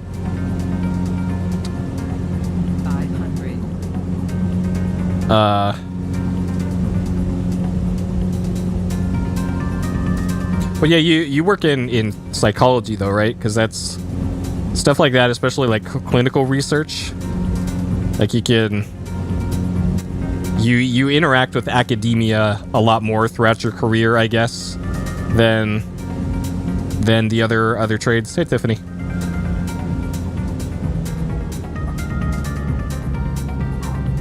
Okay, this plane is quite squirrely to land. So, by the way, in the part before this, for those of you just tuning in, we learned that. Oh, nice, you got diamond. Okay, so if I land here, what happens? It still completes. Okay, so you can just crash however much you want. As long as you hit continue, they let you just... No way. No way that's intended. Alright. Push trip menu. Did that... Yeah, it says it's completed. Dude. I wonder if you could just crash like whenever you want and then it... Okay, all right. So we did that. If I select leg 2 and I hit fly. So this is what I wanted to do here. I wanted to do science. Because in the first bush trip that I was doing in the Yosemite area, I ran out of fuel. Like 30 seconds into like leg 5 or so. And I'm wondering if yeah, there it is. Okay. So it does keep track of your fuel consumption here. Cuz this was totally full. This was 23 I guess that's gallons in this. And then the one on the right, interesting. So it's, I guess there's a selector here for which fuel tank to use. Yeah, okay. So this was in left tank mode.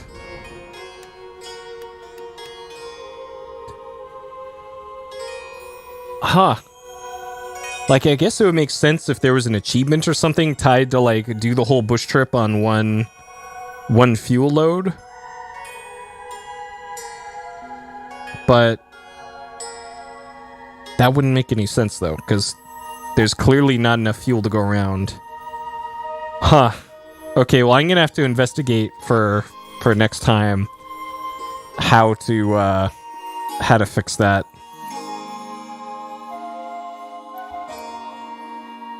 It won't let me. Okay, there we go. All right, I'm gonna fly around with the helicopter again for a little bit. I'll give you a tour of my area, and I'm gonna do my best to try not to dox myself. Let's see how it works out. Okay, that's right. I have to alt-enter twice. All right, so Airbus H-135 helicopter. There are currently not helicopters in this game. So this is a community mod that modded in this sweet helicopter. And this is the helicopter from GoldenEye. This is the Eurocopter or whatever it is. Let's change the livery here. All right, D-Hype, got our sweet black helicopter.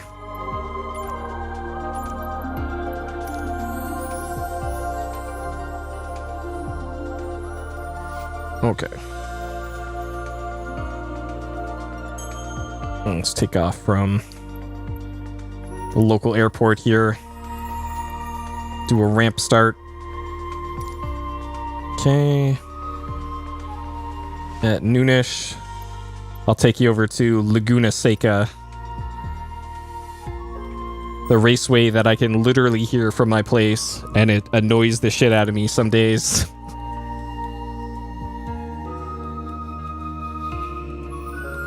Okay. Alright, ready to fly. I gotta alt-tab out. Run this script to make the game capturable. Okay. Alright. So because this is an unofficial mod, you have to manually calibrate what everything does in this. Alright. Ready for takeoff. Flight tools. Okay, that's fine. And then click that to open the door.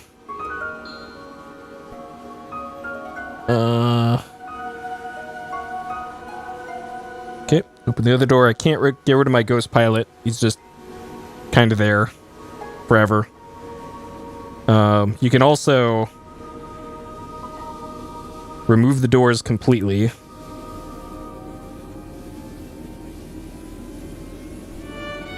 And I'm not sure what rotor brake does, but sure, we'll do that.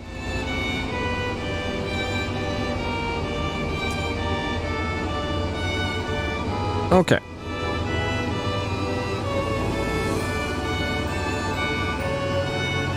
So we gotta wait for our helicopter to boot up here.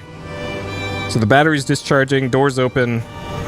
The engines are still not booted yet.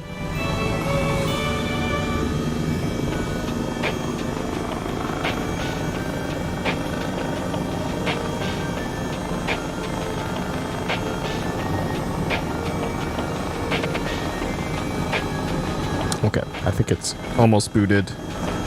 Okay, there we go. Hydraulics are good. Hit the acknowledge button to get rid of these messages.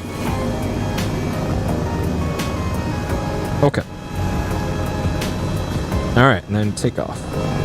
Air traffic control is going to get mad at me here.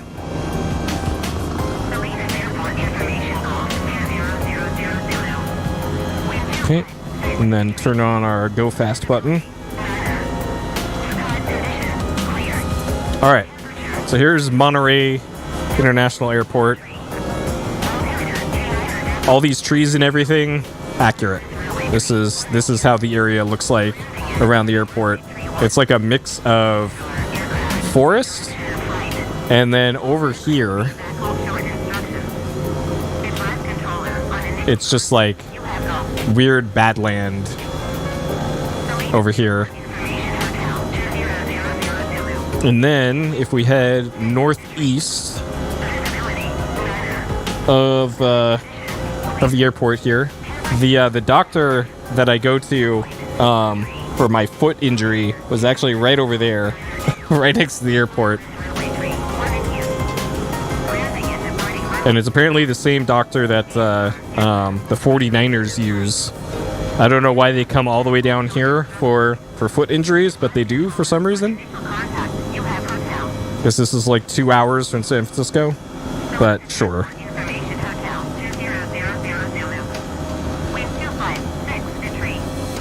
All right, so over here we got some golf courses and housing development. Some random ass foothills here. And then just over this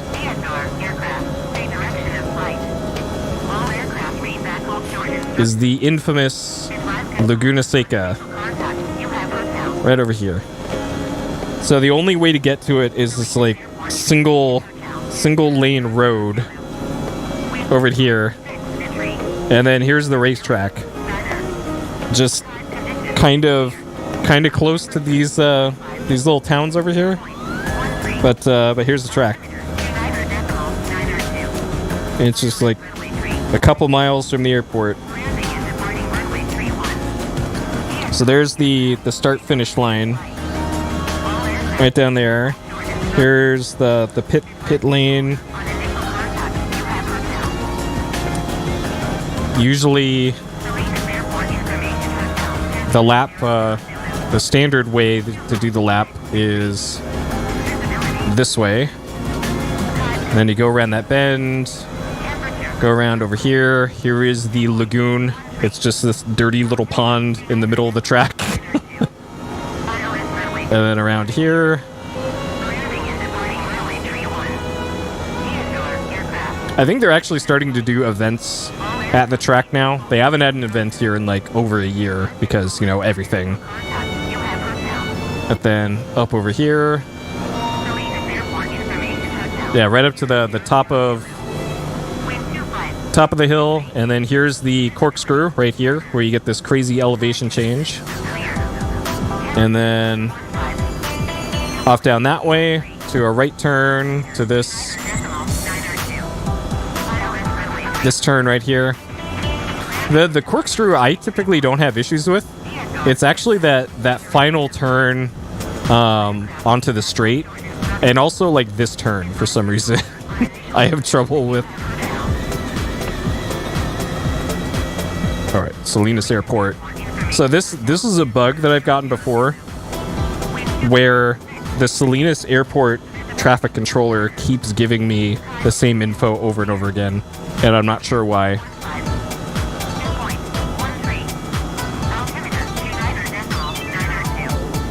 So Mr. My text-to-speech calls that Mr. Cars. Nice. All right, so here's the old elevation change here for the corkscrew.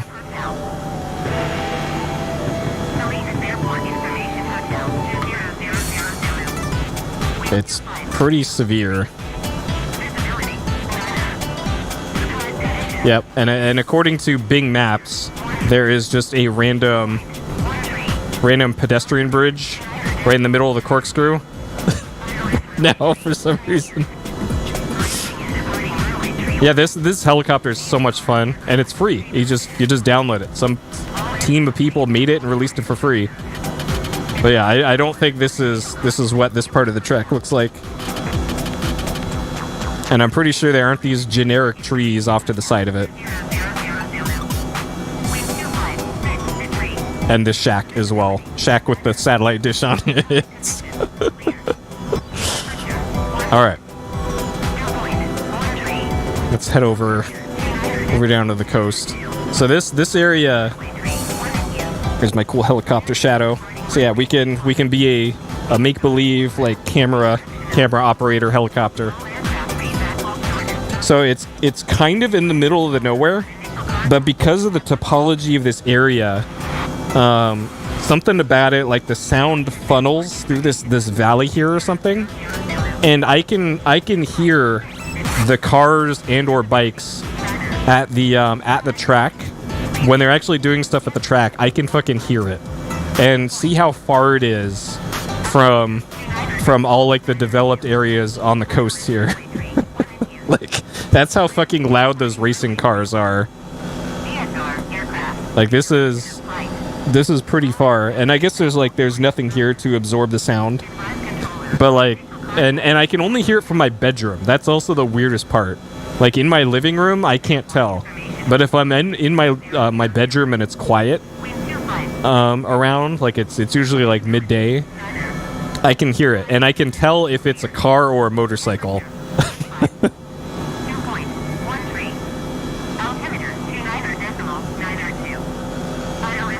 But yeah, this is pretty much what this region is. It's either sand, this, or forest, and that's about it.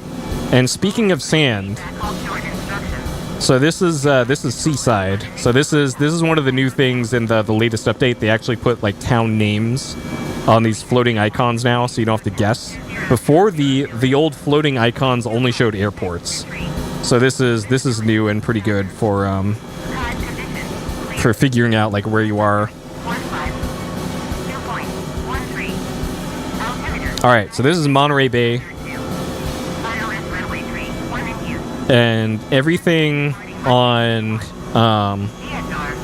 so like right here is the Highway 1, California Highway 1. Everything to the left of it is pretty much national park. So all these beaches here are all national park, but you can just kind of go down there whenever. And the beach looks nice and all here, but these are just like the shittiest beaches. Like I can't quite put my finger on why they're so awful, but it's like the sand might as well be just like shards of glass. It's cold as shit. It's windy all the time. It's completely unlike like Southern California beaches. It's just, sure, it's a beach, but it's just the shittiest beach. And note the proximity of the beach here to the highway. So Highway 1 here is pretty much the main like arterial in the area for getting up and down the coast here. And there's these train tracks here, but there's obviously no trains on there because why would you ever have a train around here? So this is all pretty accurate. And then on the one here, when we get to the area just past here, you can see a problem with how they designed this this highway. I really wish I could turn off the ATC because it's just the same thing over and over again. All right, so there's the city of Monterey over there, at the south end of the bay. Okay, so right up around here, we can see this enormous sand dune here on the right. And that dune right there is about 30 feet high, let's say. It actually looks a lot smaller here than it is IRL. But that's about 30 feet high. And then when we get about to here, there is literally sand all over the fucking highway right here. Right here. This section right here is always covered in fucking sand. Like, I don't know what they were thinking. But like if you're on a motorcycle or something and you try and maneuver through there, you're just gonna end up with the wheels on the wrong way up. Yeah, this area. And then there's this expensive hotel over there on the one, and there's all kinds of fucking tourists on this stretch of road all the time, which is really annoying because it's a 2-lane highway, and the speed limit is 65. Yes, this is Fort Ord. Yeah. This is the old Fort Ord area. Like right over, like here's the airport over here.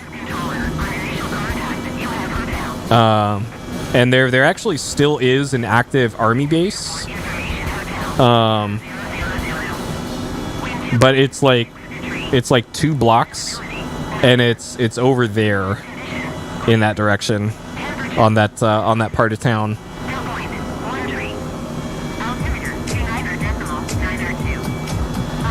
All right, so there's the airport.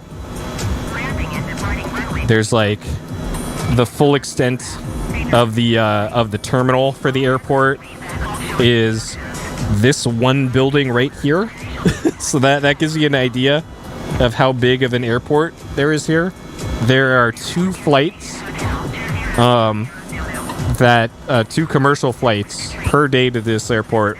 One at the crack of fucking dawn, and one at like the very end of the day. So if you have to fly anywhere in and out of this airport, it's just the worst.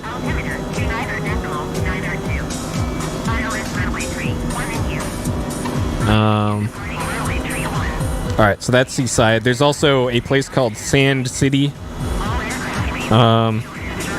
Sand City's over there. And then over this way is Monterey proper.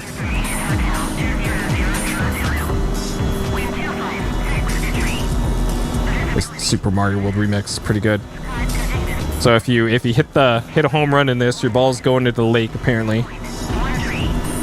Nice place to put a baseball diamond. This is Fisherman's Wharf, so they got a bunch of boats there, because there actually is active fishing around here. So over there and on this stretch here is where you got all the fishing stuff. I don't know what they're fishing for. I think it's like clams or something.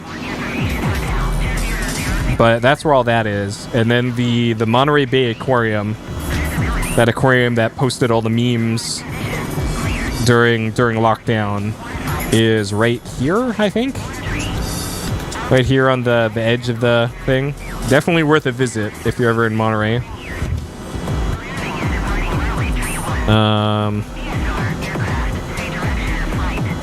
Let's see.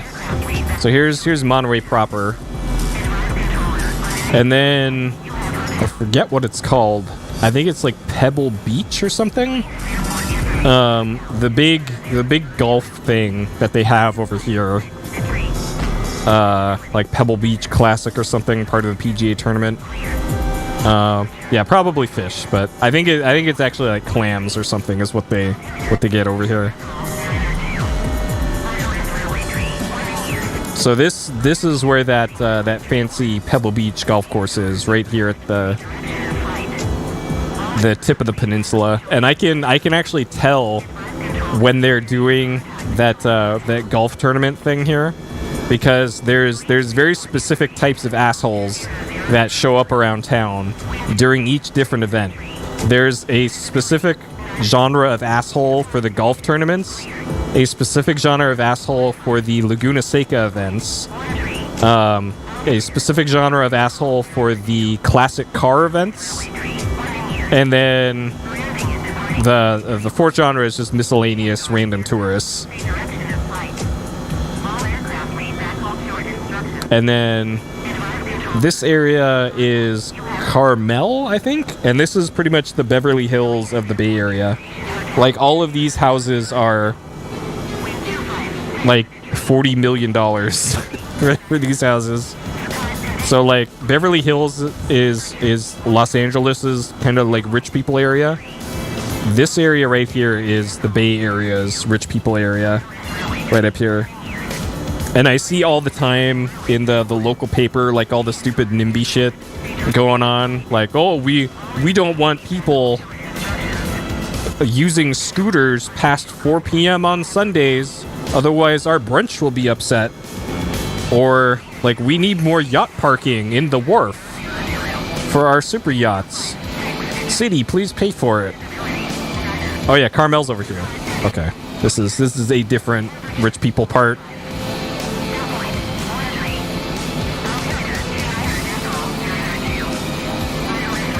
And sure, this is a nice area. There's some nice views and all that of everything here.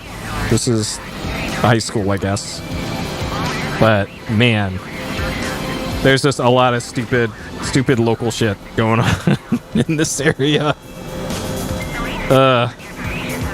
But yeah, like look at this view though. If you got one of these houses here, you got a view of that. That's pretty good. But you're paying for it though. Like all these mansions along here. Like I think I saw in the local paper there was some like famous 1930s movie star has an estate here. I know, right? Like how much with fucking golf courses, right?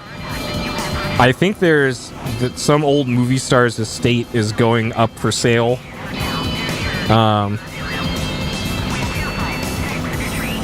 And like it's like right here or something. It's like that house on the tip of that, and they're selling it for like $80 million or something. Like that's how stupid the property prices are over there. Yeah, it's quite a nice area. And then off that way is Big Sur. So I think it was a year ago that there's this big, we had some big flash flooding and storms recently, and it just completely obliterated like a portion of the freeway over here. Exactly. Yeah, I haven't been to the Monterey Bay Aquarium in a long time.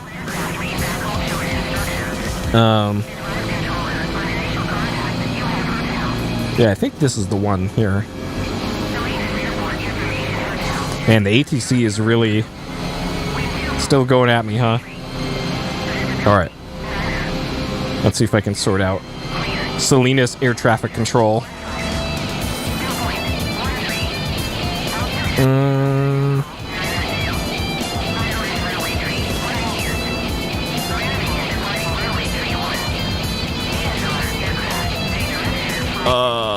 That's engines, cabin lights,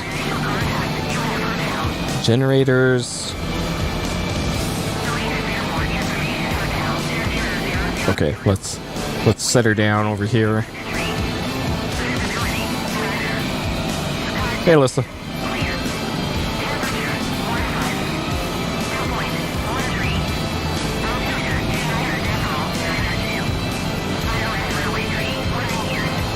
Alright, so I have my settings set to low here because VR.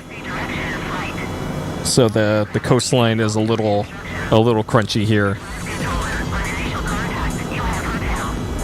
Alright, just gotta land on the highway here to turn off my radio.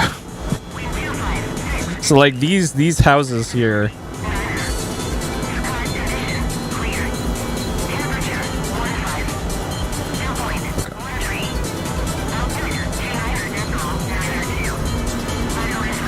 Alright. Okay, radio. Where you at?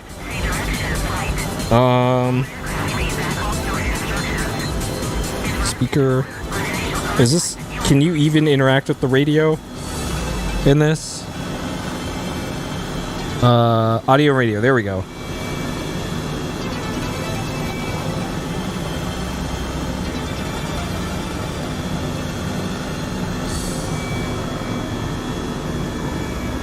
I'm not sure which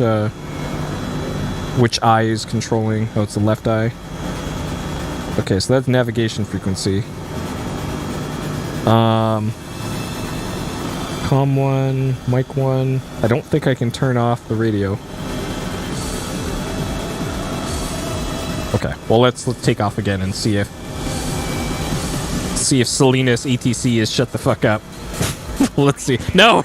God damn it, Salinas. No! Alright. 2000 Zulu, wind 256 at 3. Oh, that's another weird thing that I noticed from the latest update. The text-to-speech pronounces 3 as tree now. And I don't know why.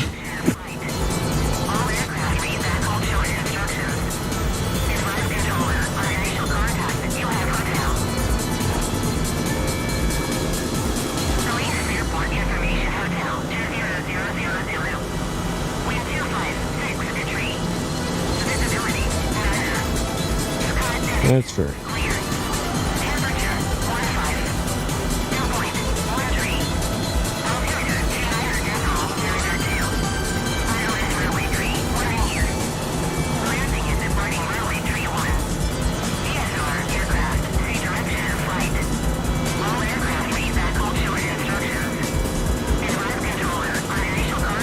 Where am I? Okay. I don't know how to turn off air traffic control. Well, it's the weirdest thing. Like there's so many weird bugs that they introduced in this latest update, and it's just one of many.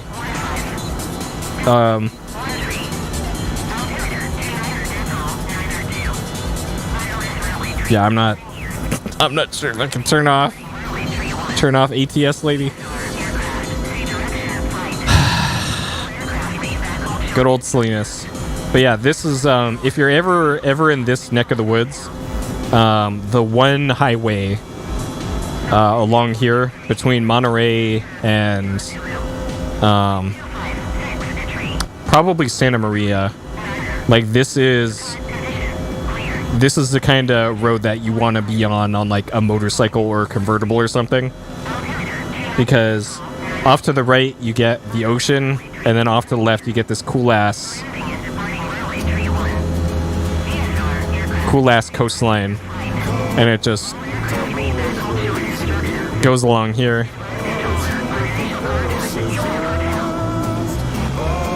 And then random enormous houses. I think it was right here. This might have been the section of road that washed away in the storm.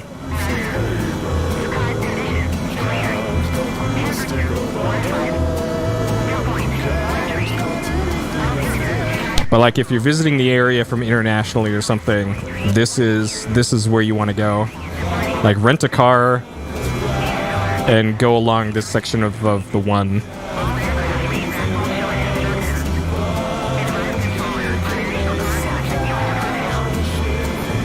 And then I think just south of here is the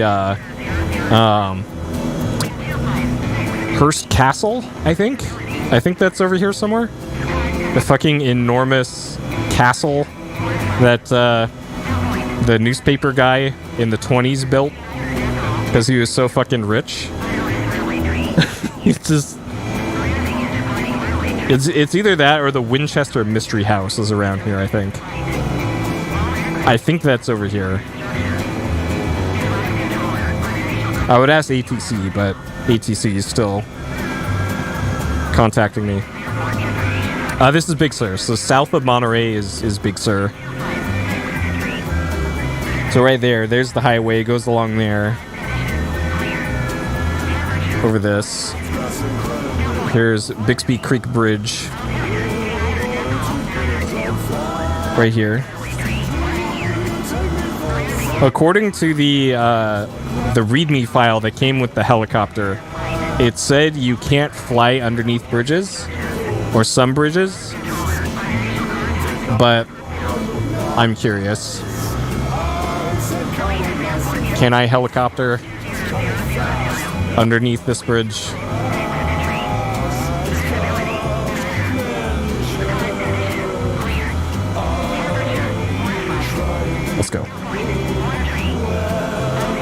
Yeah, that. Let me fly underneath it. Look at that.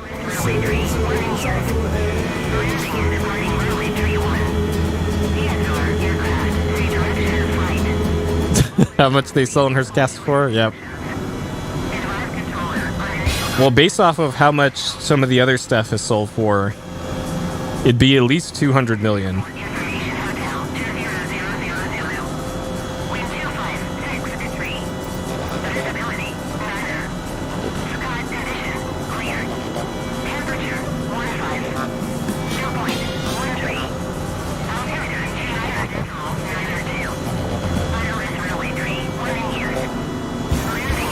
Look at that. I love that it's so easy to just dynamically change time of day in this.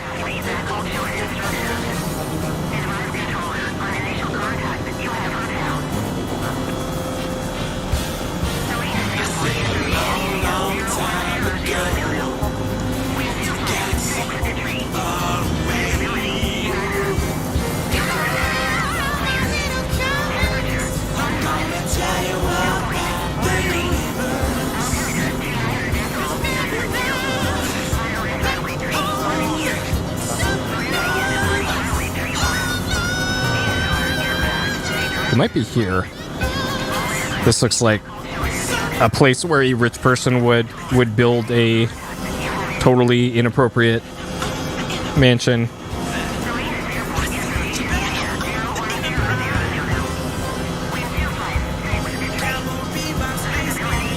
Yep, of course.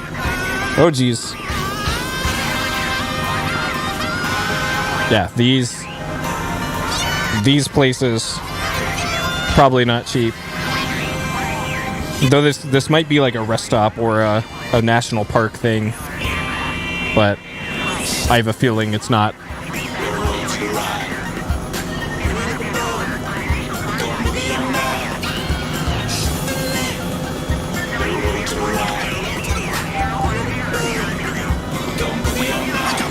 Well, it's probably what's around the bridge.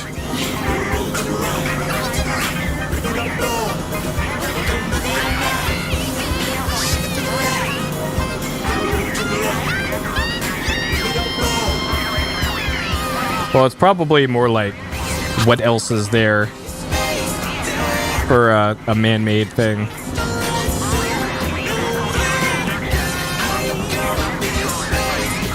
Okay, I gotta remember next time to set my... I gotta set my foobar to random playlist and not shuffle. Because it's played a bunch of songs that I've definitely heard before.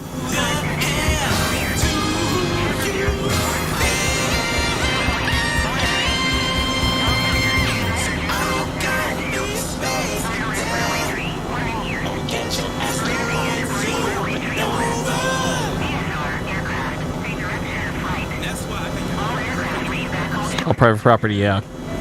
Yep.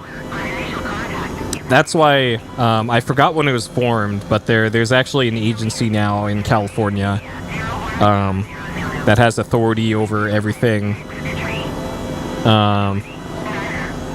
everything on the coast, so that explicitly so that rich people don't just buy the whole coast and turn it into like a golf course or something.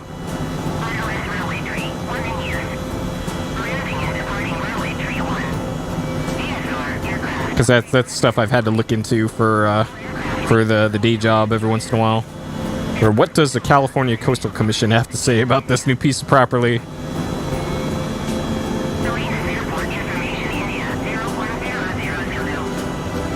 I think this is still the one.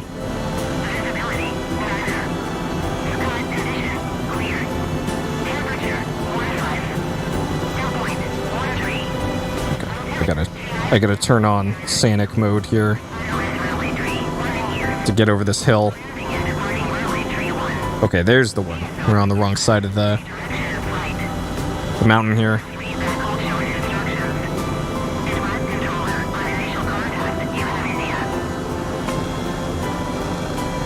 Well, I guess not. Never mind. This is just coastline now.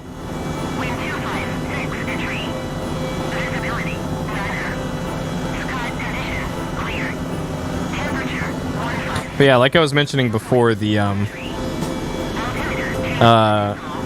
there's an add-on for this game called Neofly that actually adds missions to this game, like proper missions. And one of the mission types is search and rescue, where you use a helicopter like this to find like stranded hikers, I think, or like injured people, land next to them, and they could be like literally anywhere, and then take them to where they need to go. And that sounds really neat. Like, say there's an injured person next to this house right here.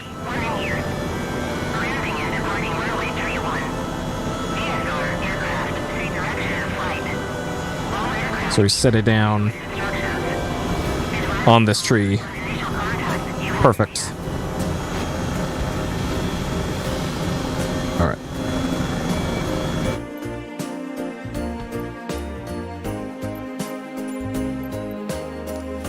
Okay, I want to try one of those new Discovery flights real quick that were just introduced into the game in the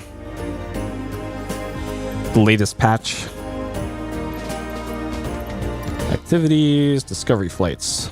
All right, where are we going? Everest, Giza, Bora Bora, Naples, Naples, New York, Rio, and then these are highlighting the new updates. Let's go to Egypt. Let's check out Egypt. Alright, so we're going to be in a crappy Cessna 152. Great. Giza, second largest city in Egypt, population of 8.8 million, lies on the west bank of the Nile River adjacent Cairo. Globally renowned with a wide array of mysterious ancient pyramids and other great monuments. Flight seeing is one of the best ways to experience a vast number of wonders of and around Giza. Wide view from the air above Giza is one of grandeur and historical juxtaposition, a modern urban ocean set against some of humanity's greatest preserved treasures. An inspirational array of these points of fascination awaits, enticing you to visually link them together from the cockpit each flight. Okay. Airborne to airborne, so we don't have to take off or anything. Okay. I don't know if these are narrated or anything. I have no idea what these flights entail.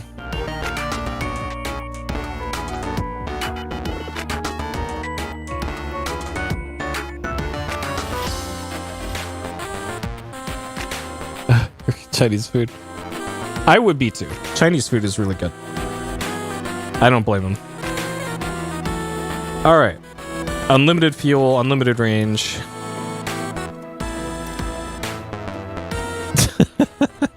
I see what you did there. Okay. Oh, I'm in helicopter mode. That's why. I was wondering, why is my throttle backwards? Okay, this is fine.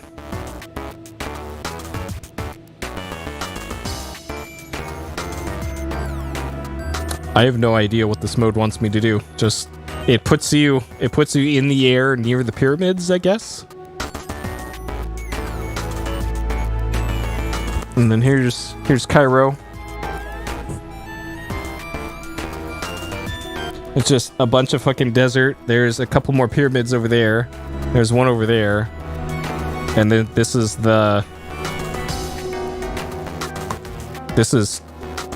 some sort of complex. I forget what the name of this is. The Giza complex.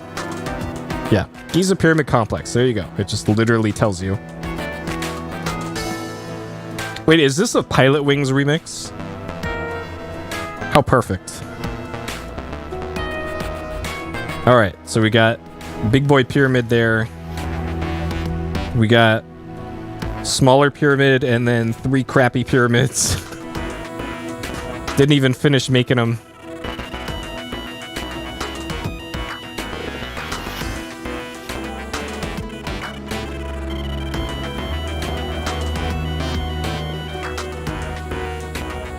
Yep, that's a pyramid, all right.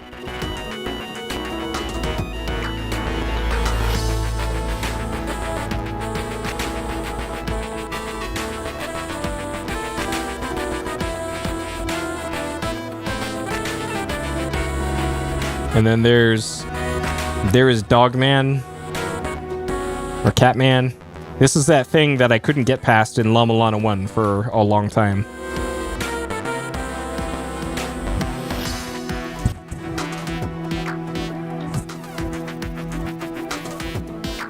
Okay, we got a bunch of floating boulders over there. All right, come on, Cessna, you can do it. So there's some thing on top of the pyramid there. So like a wooden structure.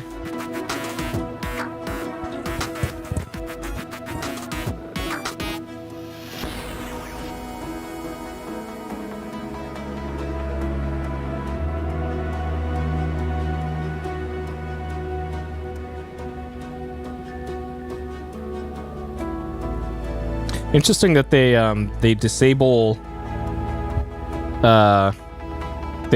engine sounds for this. Which is an interesting choice.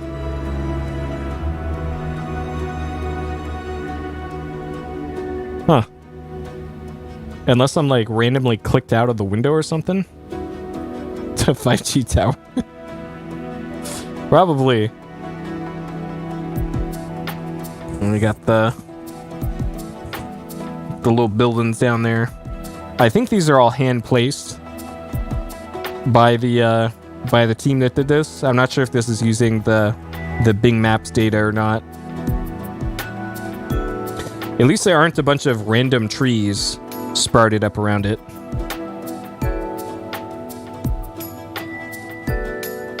Oh, I recognize this song too, but I can't place what it's from.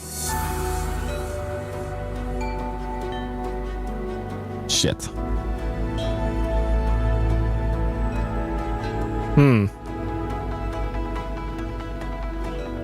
Why is my airspeed so low? Like, they must put a limiter on it. Okay, so this is the whole Discovery flight is, hey, we put you next to the pyramids, have fun. We put you next to the pyramids in this crappy Cessna trainer. Like, whoop-de-doo. Okay.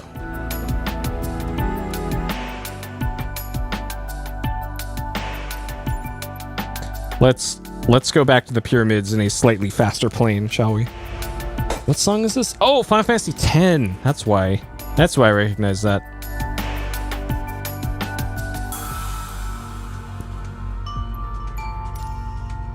Okay. Let's use a slightly faster plane. Like this. The F-22.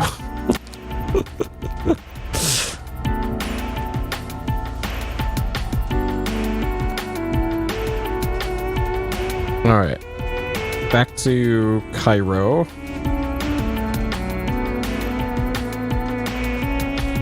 There's Giza. Departure from Giza. Local time, midday. Let's go. So this is another community main plane, and it's barely functional, but it is quite fast.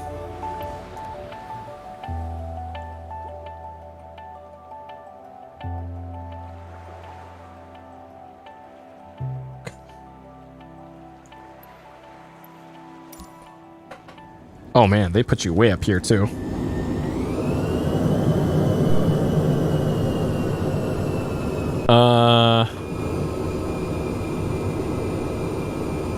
Okay. So they put you up at the curvature of the Earth, apparently. In the F-22. Okay, there's a pyramid.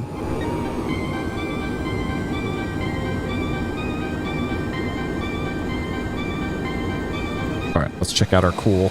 Oh no, my gear's down. Okay, there we go.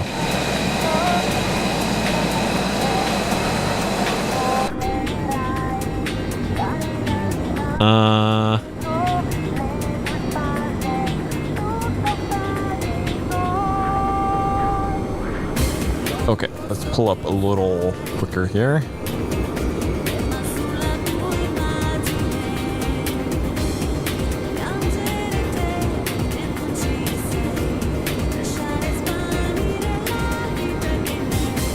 Yeah, that's pyramid.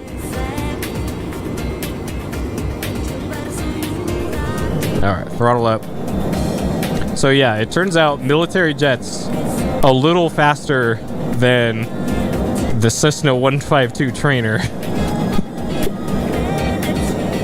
Alright, let's check out this other pyramid over here.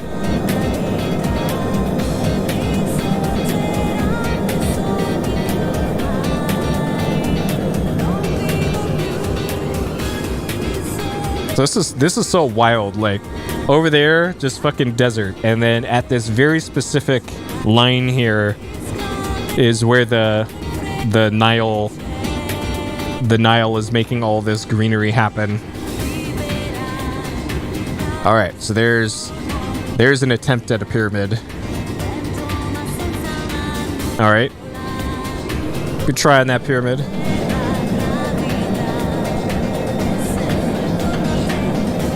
And then the red pyramid. Red pyramid doesn't look that much different from the other pyramids. This looks just as red as the other pyramids. But alright. It's got nice smooth sides on it. And then this is just the bent pyramid, the crap pyramid. They left their pyramid out in the sun a little too long, and then it melted. All right.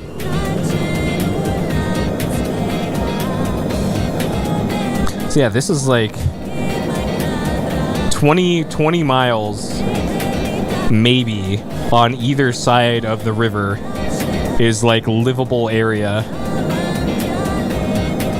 And then everything else is just like desert.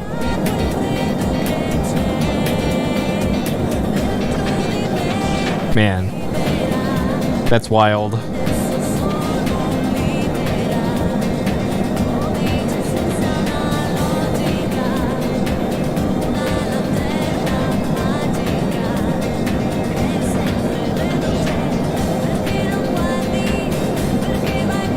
And that's just all fucking desert over there.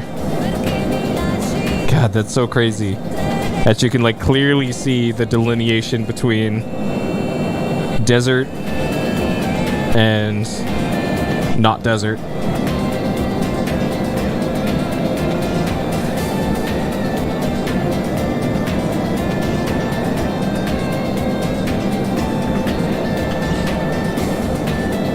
And then over here, it's a little less delineated. Yep, lived on the edge. I wonder how close to the Mediterranean I am. I don't think there's working maps in this. This is my VFR map. There it is.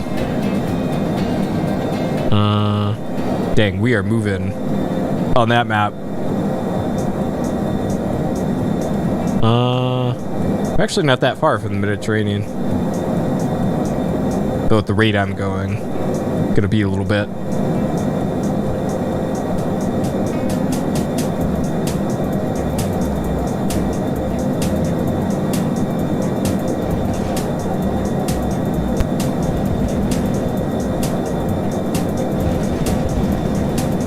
So I'm not sure if the incorrect high altitude altimeter setting. Sure. You think the game would handle that for you, but I guess not.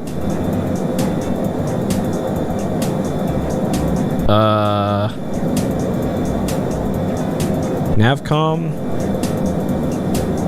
PMFD, speed bugs, overspeed. I am overspeed, okay. Reset all defaults. SMFD. There we go. Alright, weather. What's our weather like? Weather button does not work. Map. Nearest. Okay, cool. None of these buttons work. Neat.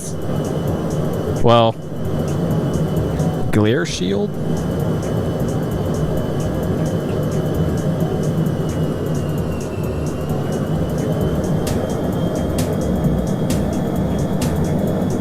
Okay, there's the Mediterranean over there.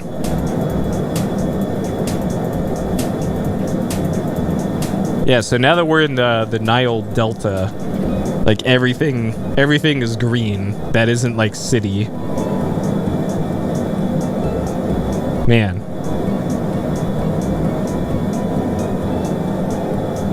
And then back over there is desert again.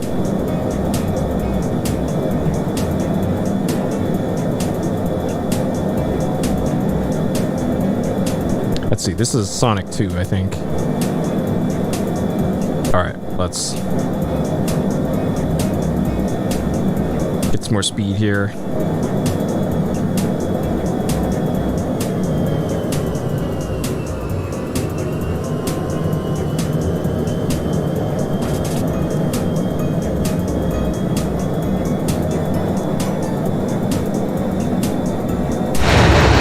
Plane is not happy that I'm going this fast.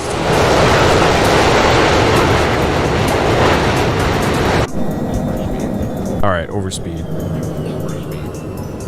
Even F-22s can go too fast, apparently.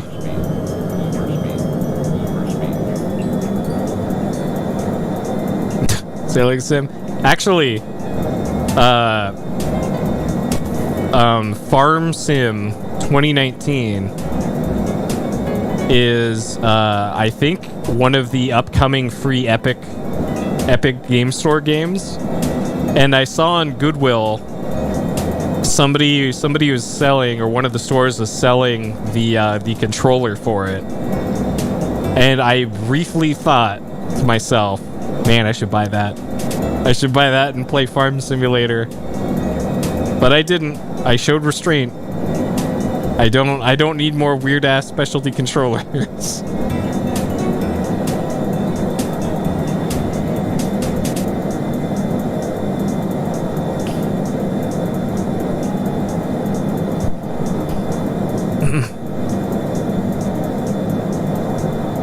Maybe there might be some expatriate German in America that wanted to play some good old Farm Simulator and bought it instead. I couldn't deprive them of that small joy in their life. And you can play Farm Sim over the internet.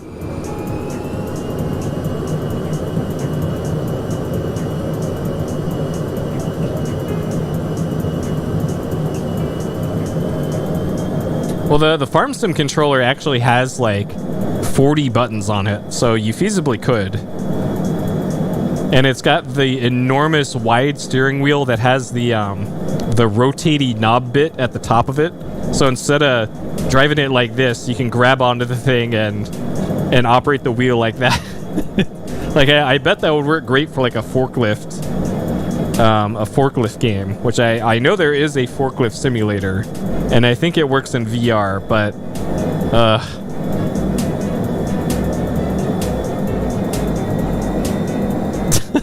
I know, right? Good old Star Wars squadrons. Alright, we made it to the Mediterranean.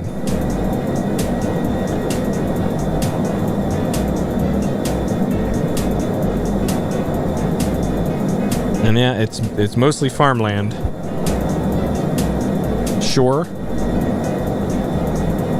Do I dare?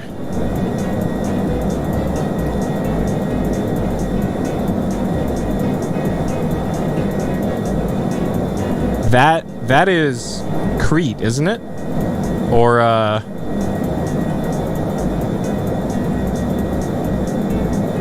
think this is Crete.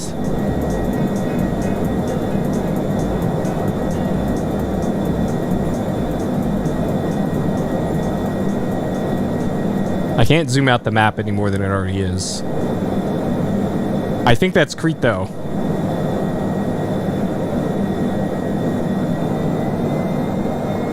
Guys, let's go to Crete. Let's do this. I remember that place from Indiana Jones.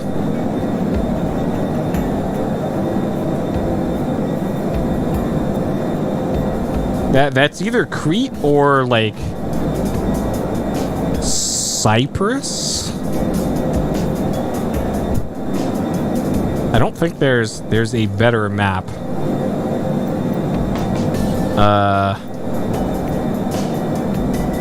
The flight plan set. I wanna dang a game.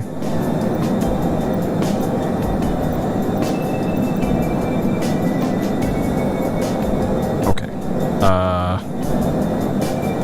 There's a button for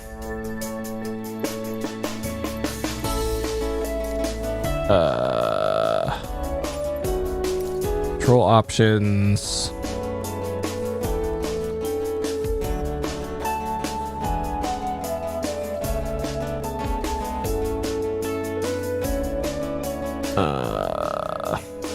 Nope, it's not that. Where is it? I'm typing this in blindly. Altimeter. I could have sworn there was a...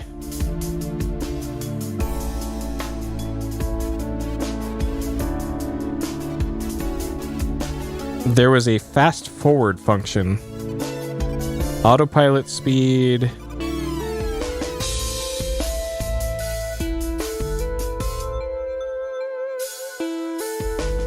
Shit.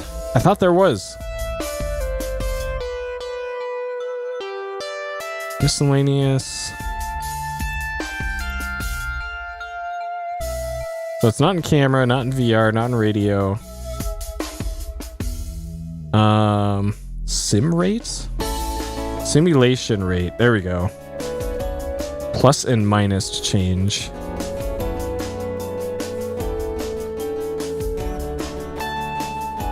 R. There we go. Okay. So we can go to Crete much faster. Time compression. It's time compression with a K though.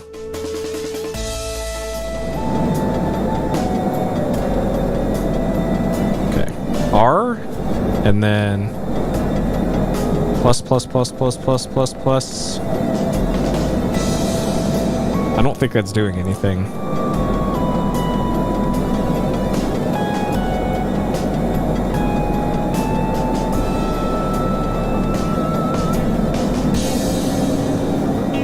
And I'm clicked into this, right?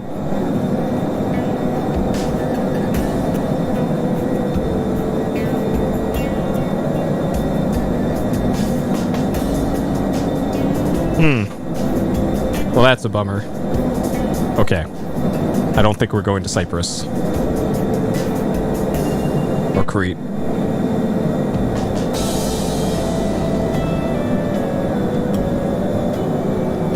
Alright. How high can I go? Can I go to space?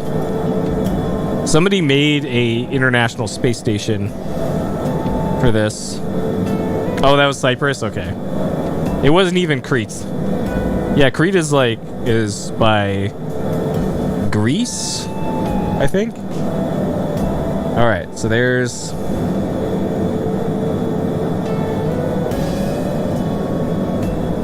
Alright, there's the moon. I'm at 66,000 feet. 70,000 feet. Yeah, it's over by Austria, right?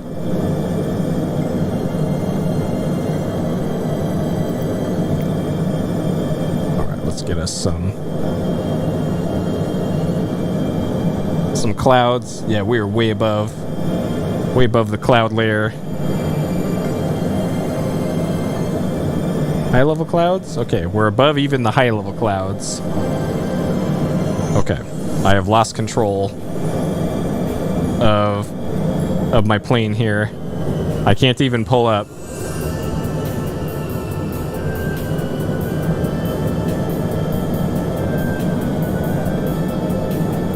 Well, the ATC is on the other side of the planet right now. I'm over in Egypt. So Salinas Air Traffic Control has no authority here.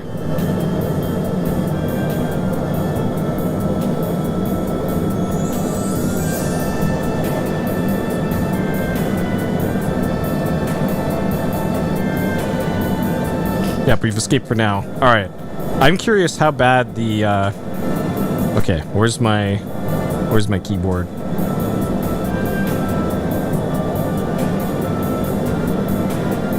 Oh, that's the other keyboard. I am curious if I swap back over to.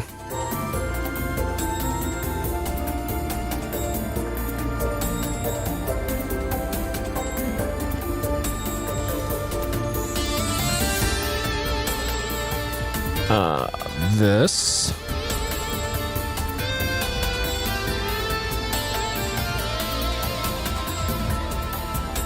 How incredible is the frame rate? Over here.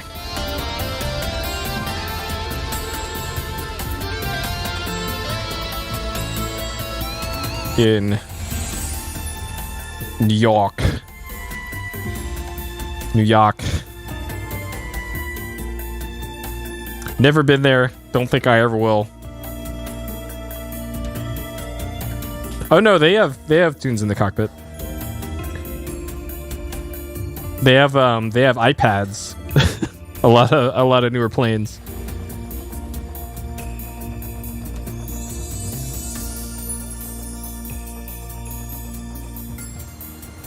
Okay. But we're in fancy Eurocopter. Okay.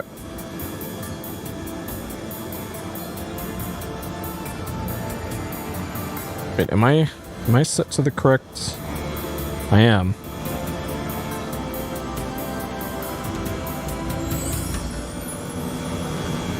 Okay, there we go. All right, frame rate. Oh god. Okay, frame rate is a little tasty here.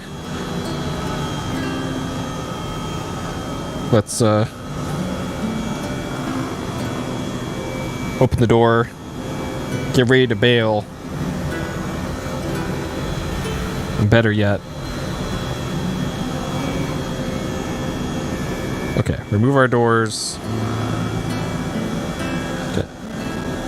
Oh man, yeah, the frame rate is having a great time here. So the helicopter, because it's not an official Microsoft thing, it uses a whole bunch more resources in order to like model the helicopter, the flight model of it, and performance is noticeably worse on this thing. All right, but this is going to be some of the. Man, why is the rudder being so? I think it's because the performance is so bad in this area. It's actually screwing up the flight model of my helicopter. All right, is there a helipad here? Surely there's a helipad.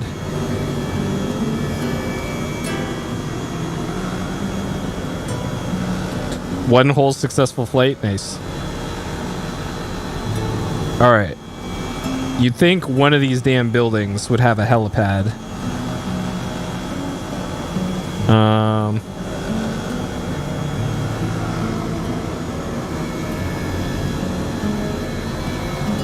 I seriously don't see any helipads here. What the hell? There were like 3 helipads within a few miles of my old house in random part of San Diego, and yet New York. Okay, that looks like nope, that's not one. What the fuck?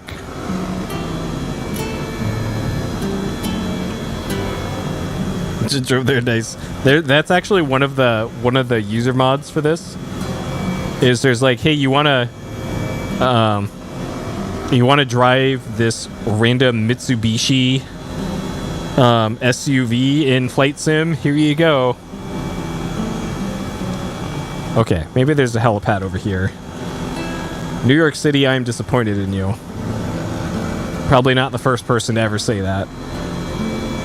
Oh my god, the frame rate is really quite something here. Oh man, oh man. Alright, in VR, that makes this a billion times worse. Alright, nice purple tennis court there. Oh god.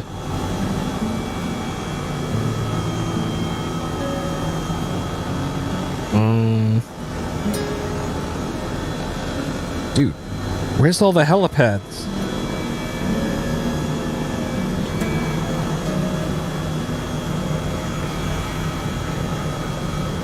Alright, surely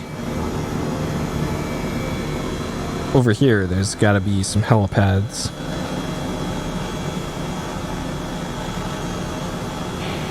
Maybe like helipads were banned in New York or something at a certain point. But I know that there's like heli tours of New York, so do they just take off and land from some part outside the city? Because they don't want random helicopters buzzing around buildings? Alright, there's Madison Square Garden. I guess we can put it down on the roof of MSG. I'm gonna have to go look at Reddit later and see how disappointed Knicks fans are with the draft tonight. They always are salty every single time, regardless of whoever they got.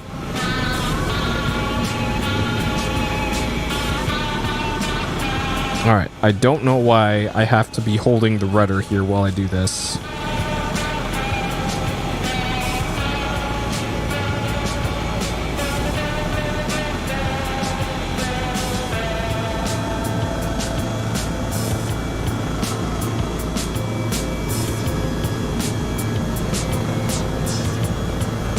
Okay. And there's an ad for the 2015 Escalade. Alright, let me see if I can... Alright. Yeah, it's still doing the fucking... Why? Oh my god. Oh my god. I just want to see this Escalade ad game. Okay, alright, we're fine.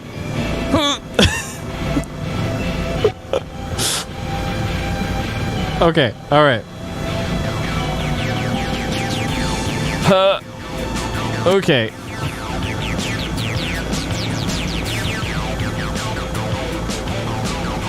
Alright.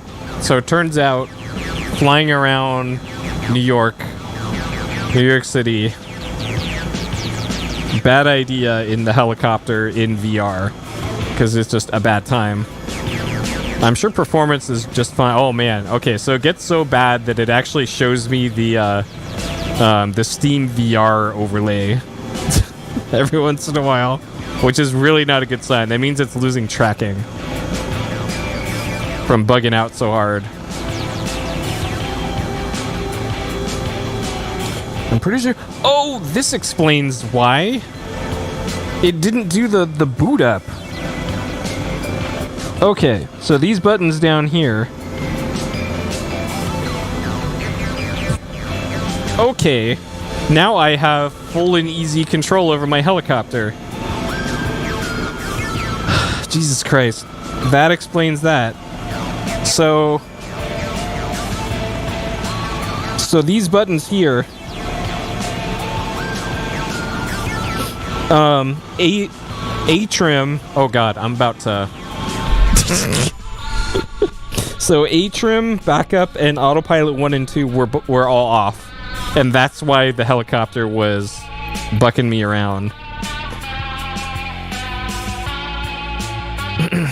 Flight Sim. Well, here we go. Like, here, I'll show you just what I've learned in not that long in Flight Sim here. So, say I am in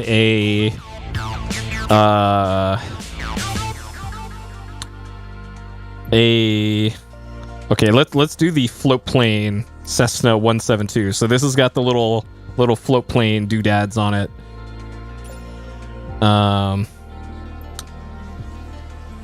And we are in. Let's go to Cleveland. Everybody's favorite place. All right. So from this ramp here, ramp 3 parking at afternoon. Yeah, exactly. Words rarely said.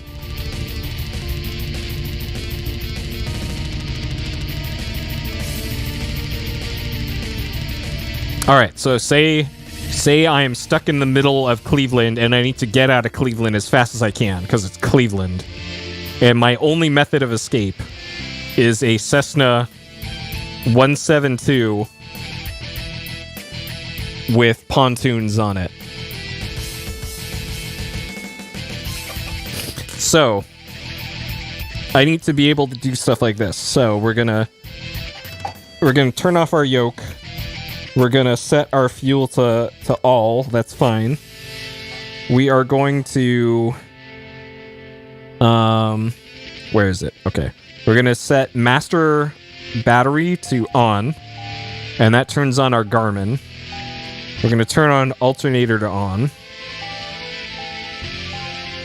Okay, that's fine. We don't need the other screen for now. Okay, so before we turn on the avionics, we are going to set our throttle down a little bit. We're going to turn the magneto to right, left, both, and then start. Let's start up our engine. Okay. So our engine's good there. We're going to do avionics master bolt to on, and that boots up our other Garmin. Okay. And then we're going to release our parking brake. And then I believe that's it. Okay, that doesn't appear to be it. So here's another kind of cool thing that this game can do. So you can go here to bring up the checklist. Pre-flight inspection. Autocomplete. We already did that.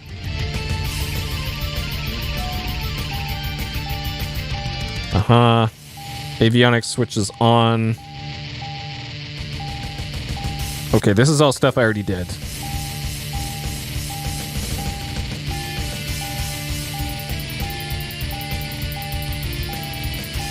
Avionics switch, +1.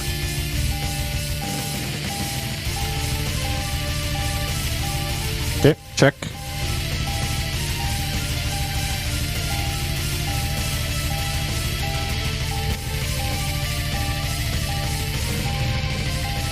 Force finish. Forward avionics fan. Check fan is heard. Avionics switch, Sure. +1. Off. Avionics switch off? +2.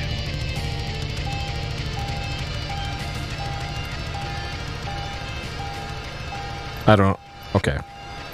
Force finish. Avionics fan. Check fan is avionics switch. Pitot heat. Pitot heat. Low volts annunciator. Check on. Master switch. Alt and bat. Off. Elevator trim. Take off position. Take off position. Fuel selector. Both. Fuel selector both. Static pressure all source valve. Off. Off. Good. Okay. Page complete. All right. Before starting engine, we did the pre-flight. Pre-flight inspection. Complete. Tick item. Complete. Seat belts. Seat belts adjusted. There doesn't appear to be seat belts in this, but we good. Adjust and lock. Brakes. Brakes. Test and set. Circuit breakers. All pushed. Electrical equipment. Off.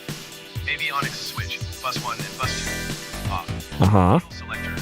Both. Fuel selector both. Shut off valve. Open. Fuel shut off valve is open. Check. All right. Starting the engine. Throttle.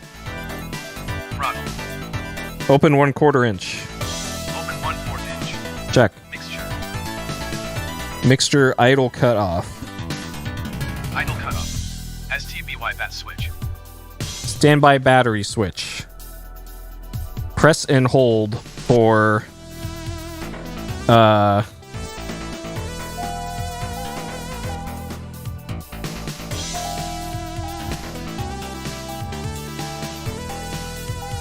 it's supposed to be in test position, so that's down.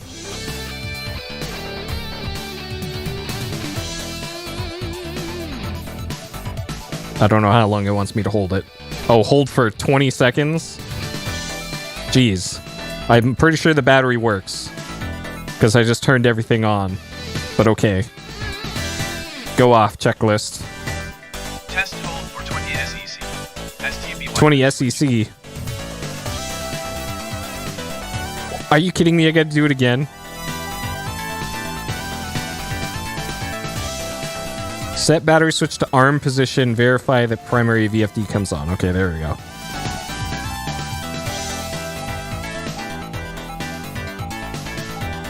Check.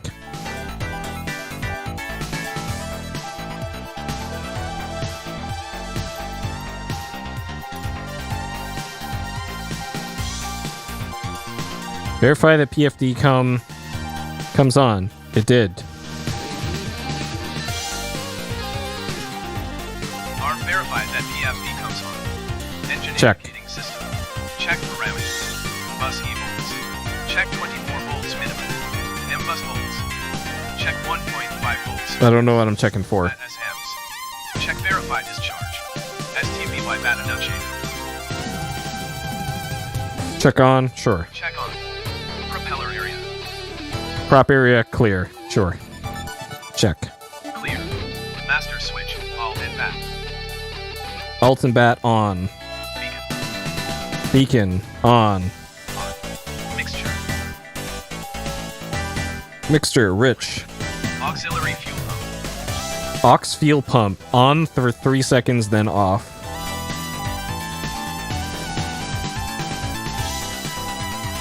On 3 to 5 seconds, Okay. then off. Mixture. Mixture lean. Oh man, this is okay. Check your feet. Ready to brake. Sure. Ready to brake. Ignition. Ignition starts.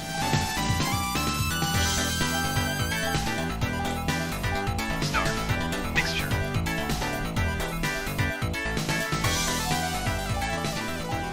Oh god damn it. Rich when engine starts. Engine didn't start yet. Okay, there we go. Okay. All right, page complete. After starting engine. Throttle. Throttle.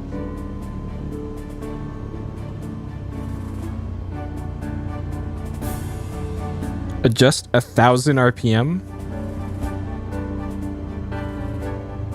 I don't know what it wants me to do.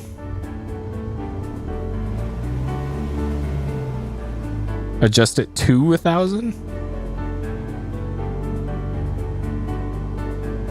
Also, why is my other avionics screen not on?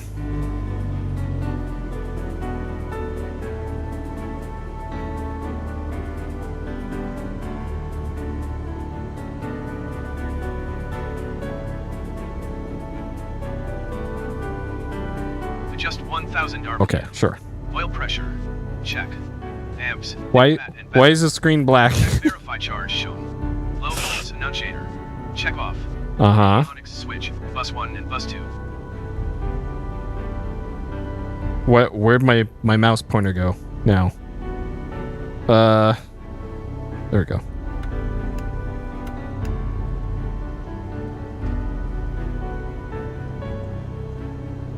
Yeah, those are both on. They've been on for a while, game.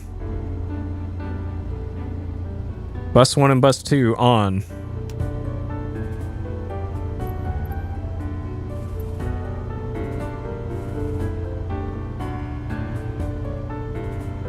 Okay, force Laps. finish. Up. Laps up. Okay. All right, taxi. Taxi light, nav lights, landing lights, strobe light. Okay. TOS system test. Okay. Okay. Take off the brake. Let's get out of here.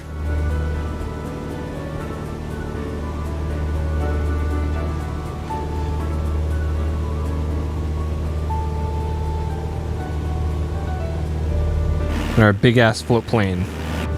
Get the fuck out of Cleveland.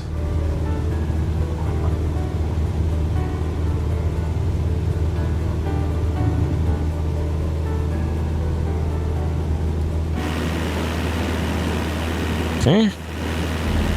Alright. And it's got little baby landing gear on this thing. That's already in the up position for some reason.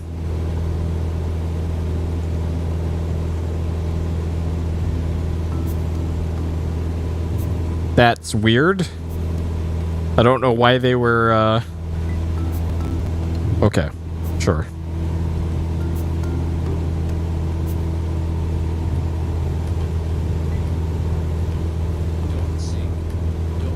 Alright, let's get over here into international waters. So, I don't know why the navigation computer says don't sink to you for the terrain warning. I honestly have no idea what does that. Also, the frame rate in Cleveland is extremely bad. Holy shit. Why?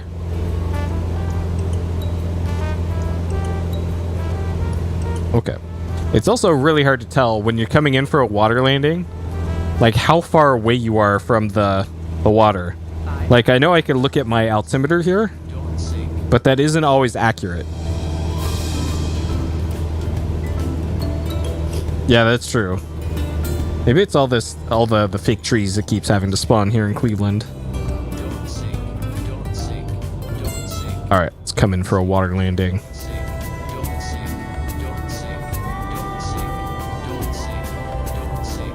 We've escaped the land.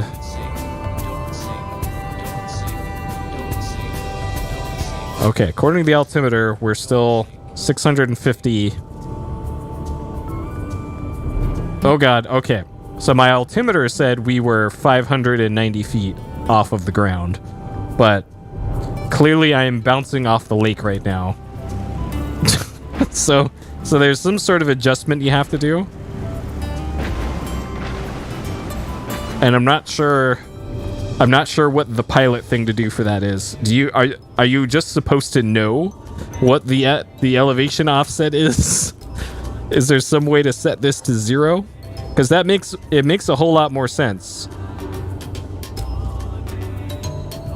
Of like, okay, the ground is this many feet below me, rather than we are this far from. Yeah, the water landing stuff is all brand new, so it looks a little goofy.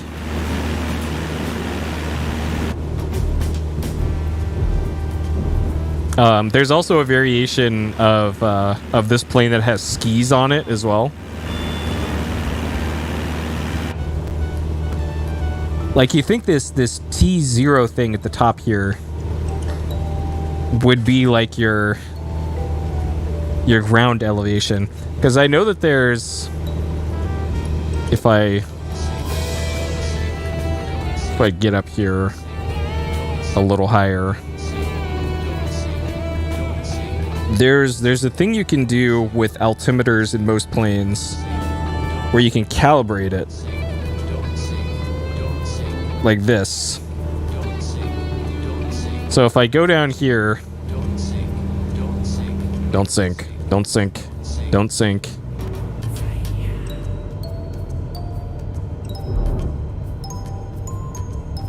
So there must be some calibrate. Oh god. All right. I overstressed my aircraft. That overstressed me being in Cleveland. Okay. All right, so clearly I need to submit a bug report to Asobo Studios for this because there's a few things I got to figure out before I stream this next. Because trying to do those the bush trips, the bush flights, with limited... Oh, cool. My timer never ran for this. Great. Neat. Doing the bush trips without knowing about the refuel thing that you had to do, apparently. That isn't like a button you can press in your UI. You apparently have to bind a keyboard shortcut to refill your fuel. Which... Why did they do that? Why didn't they just make it unlimited fuel for the bush trips? I don't know, but they made that choice. And then there's a bug with this that the labels for the airports and the landing strips in the bush trips don't show up anymore. And I think it's related to UI scaling, but it is a new bug that they introduced at the latest thing, and it makes the bush trips pretty much unplayable because you can't tell where things are anymore. And that's kind of important because the only way you're supposed to navigate in that mode is with the VFR map that they give you. That doesn't show your current position, and it only shows the waypoints of where you're supposed to go. You don't know where you are in relation to those waypoints. So that completely breaks that mode, and that's not a good thing.